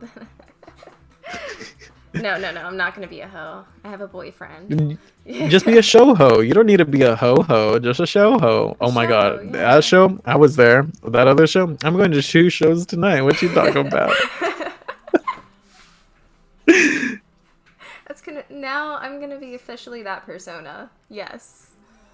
He's Cool, like show ho. Econ 2 actually. LOL. Yes to me and Telepath upstairs at Econ 2. We were both very high. Yeah, that's the difference between like New York. I feel like New York, everyone was more drunk, but LA, everyone was more high. I met like a lot of crazy people. Like I met Slater, and I was like, "What the fuck? You're like a Barbie doll." Hello. And then I met Freddie Dredd, who is like this big like rapper, and he knew who I was, and I was like, "What the fuck? You know me?" Holy shit. Who else did I meet there? I met a lot of people. You know, like especially in vaporwave, to stand out, you just kind of have to like do your own thing. You know. That's what I thought was really cool about Electronicon is that the people who were performing were just hanging out outside, like chill. I've never experienced that. I loved my set at Electronicon too. Like my favorite moment is when I did Smash Mouth All Star and everyone just started moshing. Like that was like wild to me. Yeah, I literally have that written down. Econ 2 Oh, thank you. Played Smash Mouth's All Star. Yeah. I have a theory about that. Like if you're a millennial, Smash Mouth's All Star hit you at a very interesting time in your life because it was literally the summer before 9/11 happened. So we all have like, if you're American, you have like this weird like traumatic like post-traumatic stress disorder from that social thing happening, but you also want to relive the past of like what that summer was. And I feel like the summer of 2001 was like the summer that was my ideal childhood, you know, like playing Majora's Mask, getting McDonald's, watching Shrek, you know, like shit like that. And that's where my hardcore vaporwave, I guess, like my world would be, is the 2000s, the millennium aesthetic, you know. That's just my 2 weird cents. That's cool. I was cracking up when the preacher came out. Oh yeah, you know how you're talking to me about religion earlier? Yes. So I've always been under the impression that vaporwave is low-key a religion, and that's why a lot of people hated me like really like adamantly when I first came out against it, because it was almost like making fun of Jesus or like Christianity and stuff like that. So there's this Twitch streamer, Uncle Joe Show. He was one of the first vaporwave Twitch streamers I remember seeing. It was all aesthetic Fiji waves. I think he started in like 2016. He's like, I'm gonna be at Outronicon. I'm like, he has like a really big voice. Like he does like full on like crazy like preacher voice. So I was like, can you come dress up as a preacher and then like do like a seminar at the beginning? So he opened it up with like this whole like speech, and I put reverb on his voice, put like some like organs on it, and had like a cloud and everything. Oh my god. Wow, that sounds like a lot of fucking fun. Yeah, I don't know if George got it on tape because he was telling me he was filming everyone's set, but like the only thing I can find in my set is like maybe 20 minutes on like YouTube, but I really hope someone filled like everything. Yeah, maybe there is someone who like, because I know there were multiple live streams of people on their phone streaming it. Yeah. Maybe something. I was gonna ask, oh my god, no, I completely blanked. It's Oh okay. yes, what's your favorite piece of work you've ever made? It's so weird, but it's always like the next best thing. Like my last release is like, oh, that's my favorite. I Love Hating You was such a big thing for me because I finally made the music I wanted to make when I was 15. So I was like, I finally made grunge music. I made rock music that I was really proud of. I recently re-listened to my FrankJavCee Volume 2 record, which is weird because like during that time I didn't know what I was doing. I was barely getting a taste of fame. So I was like, I need to talk to everyone. I added everyone on Facebook. I would answer like 50 messages a day. I was super like excited to see people caring about me. That the music there was kind of I don't know, is very like, I'll open up your third eye if you listen to me sort of stuff, you know? But listening to it back, I'm like, holy shit, I predicted a lot of weird things about the future of music. Like if you just listen to it, I talk about like basically like where I thought music was gonna go, and eventually it did kind of come to that spot. Like I have this song called Future House, and that's like one of Marion's favorite songs for some reason. Like it shows up on her Spotify like playlist, but I basically just predict where the music or the future's going, and I like that one. So it was a big project. There was 30 tracks. Yeah. Is it basically like the Simpsons of like the music genre? It was funny. Simpson Wave was actually before that. I think my best record, like stream wise, is FrankJavCee Volume. Is it 1.2? Because the way I would make records was I thought of it as software updates. So I was like Volume 1, Volume 1.2, 1.3, like, you know, like installments. So I think the one that our Vapor Trap is on and Simpson Wave, that's probably like me at like peak trying to impress somebody, which I think is like a weird thing I noticed in artists' career where they're trying to really show, hey, I'm different. And then like then when they reach mainstream success, it's how they deal with that success. That makes sense. Like I think that does happen. Yeah. Shouts out to Uncle Joe and his cousins. Our nephews. Yeah, he calls them his nephews. He has like his own little cult personality. He opened up for me in San Diego dressed up as a giant robot. And he did Domo Arigato Mr. Roboto. And he got like everyone moving. Like I love that man. Let me send you one of his emotes. Like let's see. This is my favorite emote of his. I put it everywhere. Don't look at it. It's very lewd. Oh, so oh, yeah. That is very lewd. It's a foot. You could sell that on OnlyFans. Yeah, but it's for free. Yeah. Have you seen Kevin's photo that he had on his live stream from No. Equip Kevin. Yeah, no. Yeah. We did a song together. Yeah. Sorry. I was just in case you didn't know which Kevin. I don't know if you even know multiple Kevins. Oh, you mean Kevin? Like Equip? Yeah, I know Kevin. I know you know. But like, yeah, that song was awesome. That was on the Combo Champ. I love that fucking song. Where was I going? He had a photo before his like live stream, and it was him like shirtless, I was like, oh my god, you're giving this out for free? I would have bought this. Like, Yeah, maybe you wow. should. I really love his theatricality of it. Like when I saw his costume the first time, I was like, "Holy shit, this is so Hmm. cool." Yeah, he's cool. Our track we made together was actually really simple. I had made this beat because like I have so many genres. Like I just make a like genre based beat, so I called it like tropical house. Like it was like probably tropical house 6 or something. And I like the melody because it reminded me of like a JRPG game. It went da da da da da da da da da da da da da da da, and it was like a pan flute. And I Hmm. sent it to him. I was like, "You want to like add on to this?" And he was like, "Give me the stems and MIDI." And I was like, "Okay." So I gave him all the stems, all the MIDI, like Hmm. everything. And then like literally like the next day, he was like, "The track is done. Listen to it." And like he extended it, added more to it, and I was like, "This is sick. Let's release it." So we just released it, and that's how we did it really quickly. Yeah, I fucking love it. How was like the whole experience with Combo Champ and like Pat Jennington?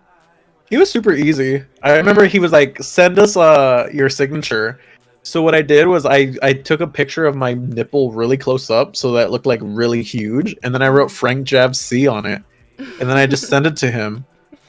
And then like you know what? I think I might have sent it to everyone because you know like when you get an email chain, you're like reply Hmm. all. So I think I Hmm. sent it to everyone, and everyone saw a picture of my boob that with FrankJavCee around it, and he like deleted like the boob, so like the way my name is spelled is like in a circle. Oh, that's I awesome. don't know if that's That's a little. harassment. Please don't cancel me. I'm sorry. I thought it was funny. No, I don't know if that counts as harassment, but I think you're fine. Yeah, But that's fucking funny. Now that's like a like I don't that's know. an Easter egg. That's an Easter egg. Yes. Or an Wow. Easter nipple, as it were. Wow. Nipple Easter. I love Um. Easter Island. You know Easter Island? No. Easter Island is an island the farthest away from any landmass in the middle of the Pacific Ocean in the southern hemisphere, and that's where they build the statues that look like giant heads. Mm-hmm. That was like in Night of the Museum, and it was kind of Hmm. not cool. He was like bongo bingo. I've never seen that at a museum, so I don't know. Oh wow. Yeah, he's like dum dum gum gum. I don't know. Kind of controversial, but Yeah, it, whatever. very tribal. What's the word like when you're mean to people of tribal origin? I don't know, but it's one I of don't know. those. He's Yeah. not dumb. They just have an alternative lifestyle. Like, I remember one time this guy was telling me about like how like Western civilization is like the beat all end all of society and stuff like that. And I was Mm-hmm. like, how do you know like people living on an island aren't living their best life? Like they're like half naked, building a fire, living by the ocean. Like they're just living. Like they don't need Yeah. cars, they don't need money, they don't need society. Like hunting and gathering. Like what if that is like good? You know, Yeah, it like sounds fun to me. I have yeah, I have a magic box that shoots out electricity and lets me do stuff, and all it does is give me depression, you know? Yeah. Uh, I have the phone that I literally spend like most of my day on, and it gives me depression. The nightmare mirror that shows Yeah. you all of Oh, that was society's. a cool name The for it. nightmare mirror, it calls me. Oh, I want to show you my background. I want to release it, but like I don't know how to do it without being cringy. Hold on. I need to open some things I could show you. But come up with more stuff. Yeah, I hate pad. Oh my god, 3D blast. What Okay, does this is that how my room really mean? looks like. Don't pay attention to it. No, you're But fine. I used my I worked on this with this artist. Her name's Semical, and we made like this. If you know the tarot cards, it's the Three of Mhm. Swords, but it's animated 8-bit. That's fucking cool. It's like vaporwave. Yeah, The but grid and stuff. if you have Spotify, you could play the song and it plays that. Fuck yeah. Depression box. No. Long live the depression box. Hail the nightmare mirror. Black mirror. Nightmare Doom Mirror. scroll with a cute cover. True. Doom. I don't know. I'm not a doomer. I'm a gloomer. I glow up. Nothing can get me down. I'm I'm a zoomer. Yeah, I like Zoomers. They're cool. Like they've always had the internet, and that's like something that like freaks me out. Because I remember the first time I was on the internet, my parents were like, "Don't talk to strangers," and I was like, "Okay." And when they weren't looking, I was like, "Hey, what's up? Anyone like cool bouncy houses?" That was my shit. Bouncy houses. I knew everything about them. I knew about their design, how they were made, their dimensions, the air pressure. Like I was in it. Oh my god! Wow. Is that one of your like childhood crushes as well? Bouncy I guess house. inflatable Bouncy castles. house. Yeah, they're Kind of like big. You could bounce Epcot on them. ball. I'm. You could also be inside them, and then like you take the air off, and then it collapses into itself, and you almost die.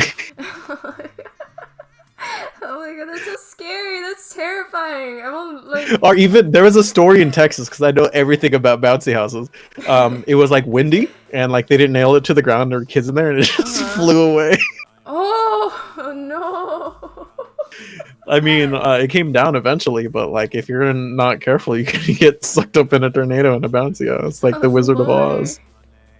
Oh my god, that's terrifying.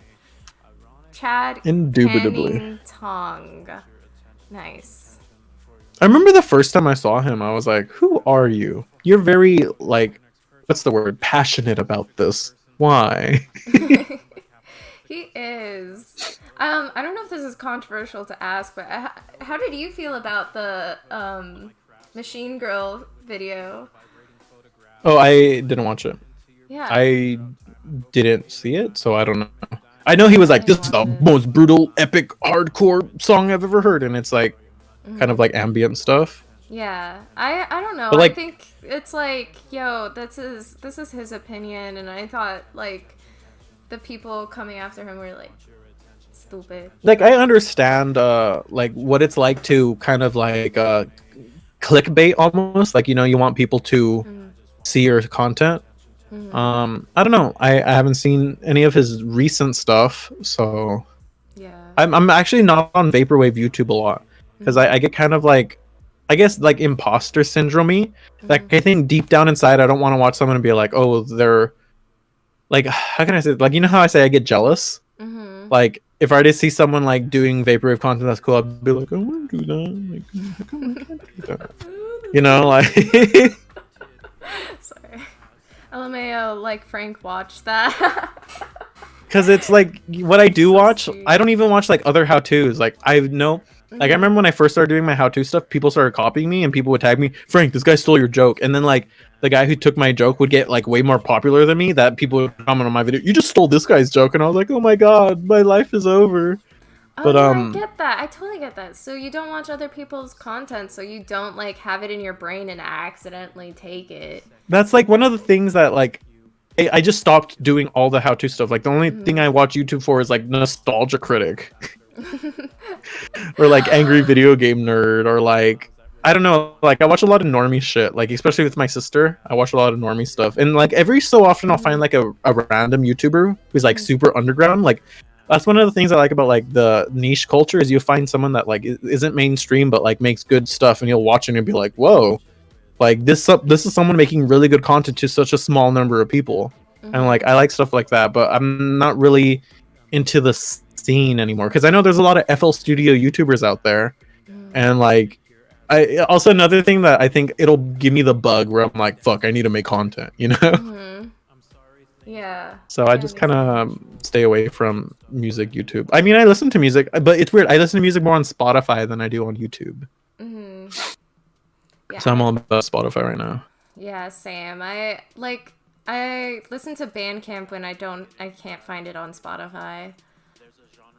I think Spotify is easier to manage for me.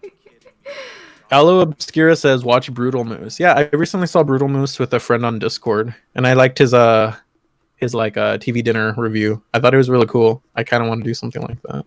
But that's the thing too. Like when I watch a YouTuber, I'm like, I want to do that. Can I do that? Oh my god, I've seen that. I'm like, oh, I know that. I watched the TV dinner video. That was hilarious. He's one funny guy. I want to go back to talking about Nostalgia Critic. Have you ever seen The Last Airbender? No. Like his Okay. review of it? Yeah, well, yeah, he did a review of it and it was hilarious. It was like I need to check that out. a really long video. He did skits with his friends and it was Like that's what funny. I want to do. I just want to have like a bunch of friends that like I don't know. We could do it remotely, but you know, like just do like Yeah. a bunch of stupid videos together. You know what I want to do? Like nostalgia critic AVGN style stuff, but for music Mhm. videos, because there's so many crazy music videos out there. Mhm. Do you still watch Report of the Week? The guy in the suit that eats food. Yeah. I've only ever seen like 2 of his videos. I was watching one of I've your only seen when he videos. ate like the Popeyes chicken sandwich, and then the Burger King one that ruined like his day. He's great. Like, yeah, I don't watch like a lot of like I guess like a lot of like the meme mainstream stuff. Like, Mhm. I guess I do watch like a lot of like normie shit though. So I feel kind of weird saying that. Yeah, I watch normie shit too. I watch mukbangs. Do you watch those? Yes. I love watching people eat food. My favorite person to watch to eat food is gonna be so bad, but I love watching Trisha Paytas eat food Really? sometimes. Well, I watched her with my sister. The thing is, I don't like watching YouTube alone because I hate watching Mhm. something by myself and being like, I want to show someone. I'd Mhm. rather watch it with someone. So like when I'm with Marion, all we watch are like gaming videos on like history videos and Mhm. meme videos, like the unusual videos. I like watching videos with people. So Mhm. normally, like if I'm alone, I won't watch a YouTube video. I'll like listen to music or just like scroll through like fucking Twitter, you know? Yeah. I But when I people is when I watch videos. mhm. I don't really like Trisha Paytas. Yeah, I know she's She problematic as fuck, but my well, she sister also and me like watch her life from afar. she like um I don't know. No, yeah. It's Yeah, fine. I know. I don't gotta get into that. She made a Also, and Rayleigh asked, "What's my favorite font?" Phipps. font pips. Molo Phipps is my dancing with favorite my font. bongs. Electronic nostalgia is really good for old commercials, unusual memes. I love them. Yeah, I love them too. Like they're wholesome. That's what I like. Cause some meme people they have like a agenda, and I don't like Mhm. that. Like sometimes they kind of push like this weird kind of vibe. But with Mhm. unusual memes, it's very wholesome. So I could like show them to my parents, and they'll be like, "Haha, that's funny," you know. Yeah. In Um. electronic nostalgia, I love watching 80s commercials and 90s. Like that's my shit. I love commercials. Yeah. It's so cool. I mean, um, the the recent streams and like all that stuff has really brought to light for me personally because I'm very new to the community. Like watching luxury elites like stream and stuff, and with all the '80s commercials, it's like super funny and cool. I like it. I recently discovered Luxury Elite because they were Hmm. at my like 90s house show and they were just like really supportive and I was like, "Oh, word." So I started like looking them up. Yeah, they're super fucking cool. I love luxury elite in this household. In this house, we stand luxury Yeah. and elites. And elite. Yeah. So we're getting to 2 minutes left. Yeah. Let's share that song here. Oh yeah, so we're going to premiere a song. How many people are in chat? 22. So it's not. See, that's a good coffee shop. We're going to premiere Dance Floor. This is a song that I don't know when it's going to be released. I need to draw the cover. It's been taking me forever to draw the cover, but let's listen to this and let me know what you guys think.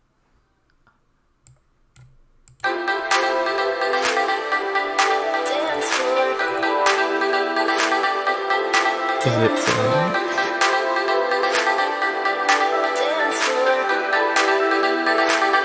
Okay.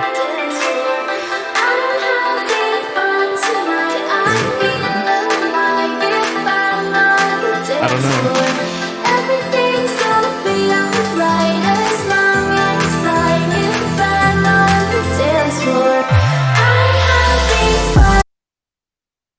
I'm so sorry. We're gonna start them from the beginning. I made a poop. I made a poop. Okay. Please forgive me, FrankJavCee. I made It's a okay. poop. Oh my god, I'm an idiot. It's fine. We're good. We're What good. happened? I was like, oh wait, I don't want them to like hear us, and I muted us. I was like, but Okay. my sound comes through my my headphones.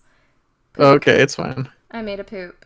You're good. Just let me know when I'm I good. can talk. No, no one's good. I'm going crazy because I'm stupid. It's fine. Ready, set, go!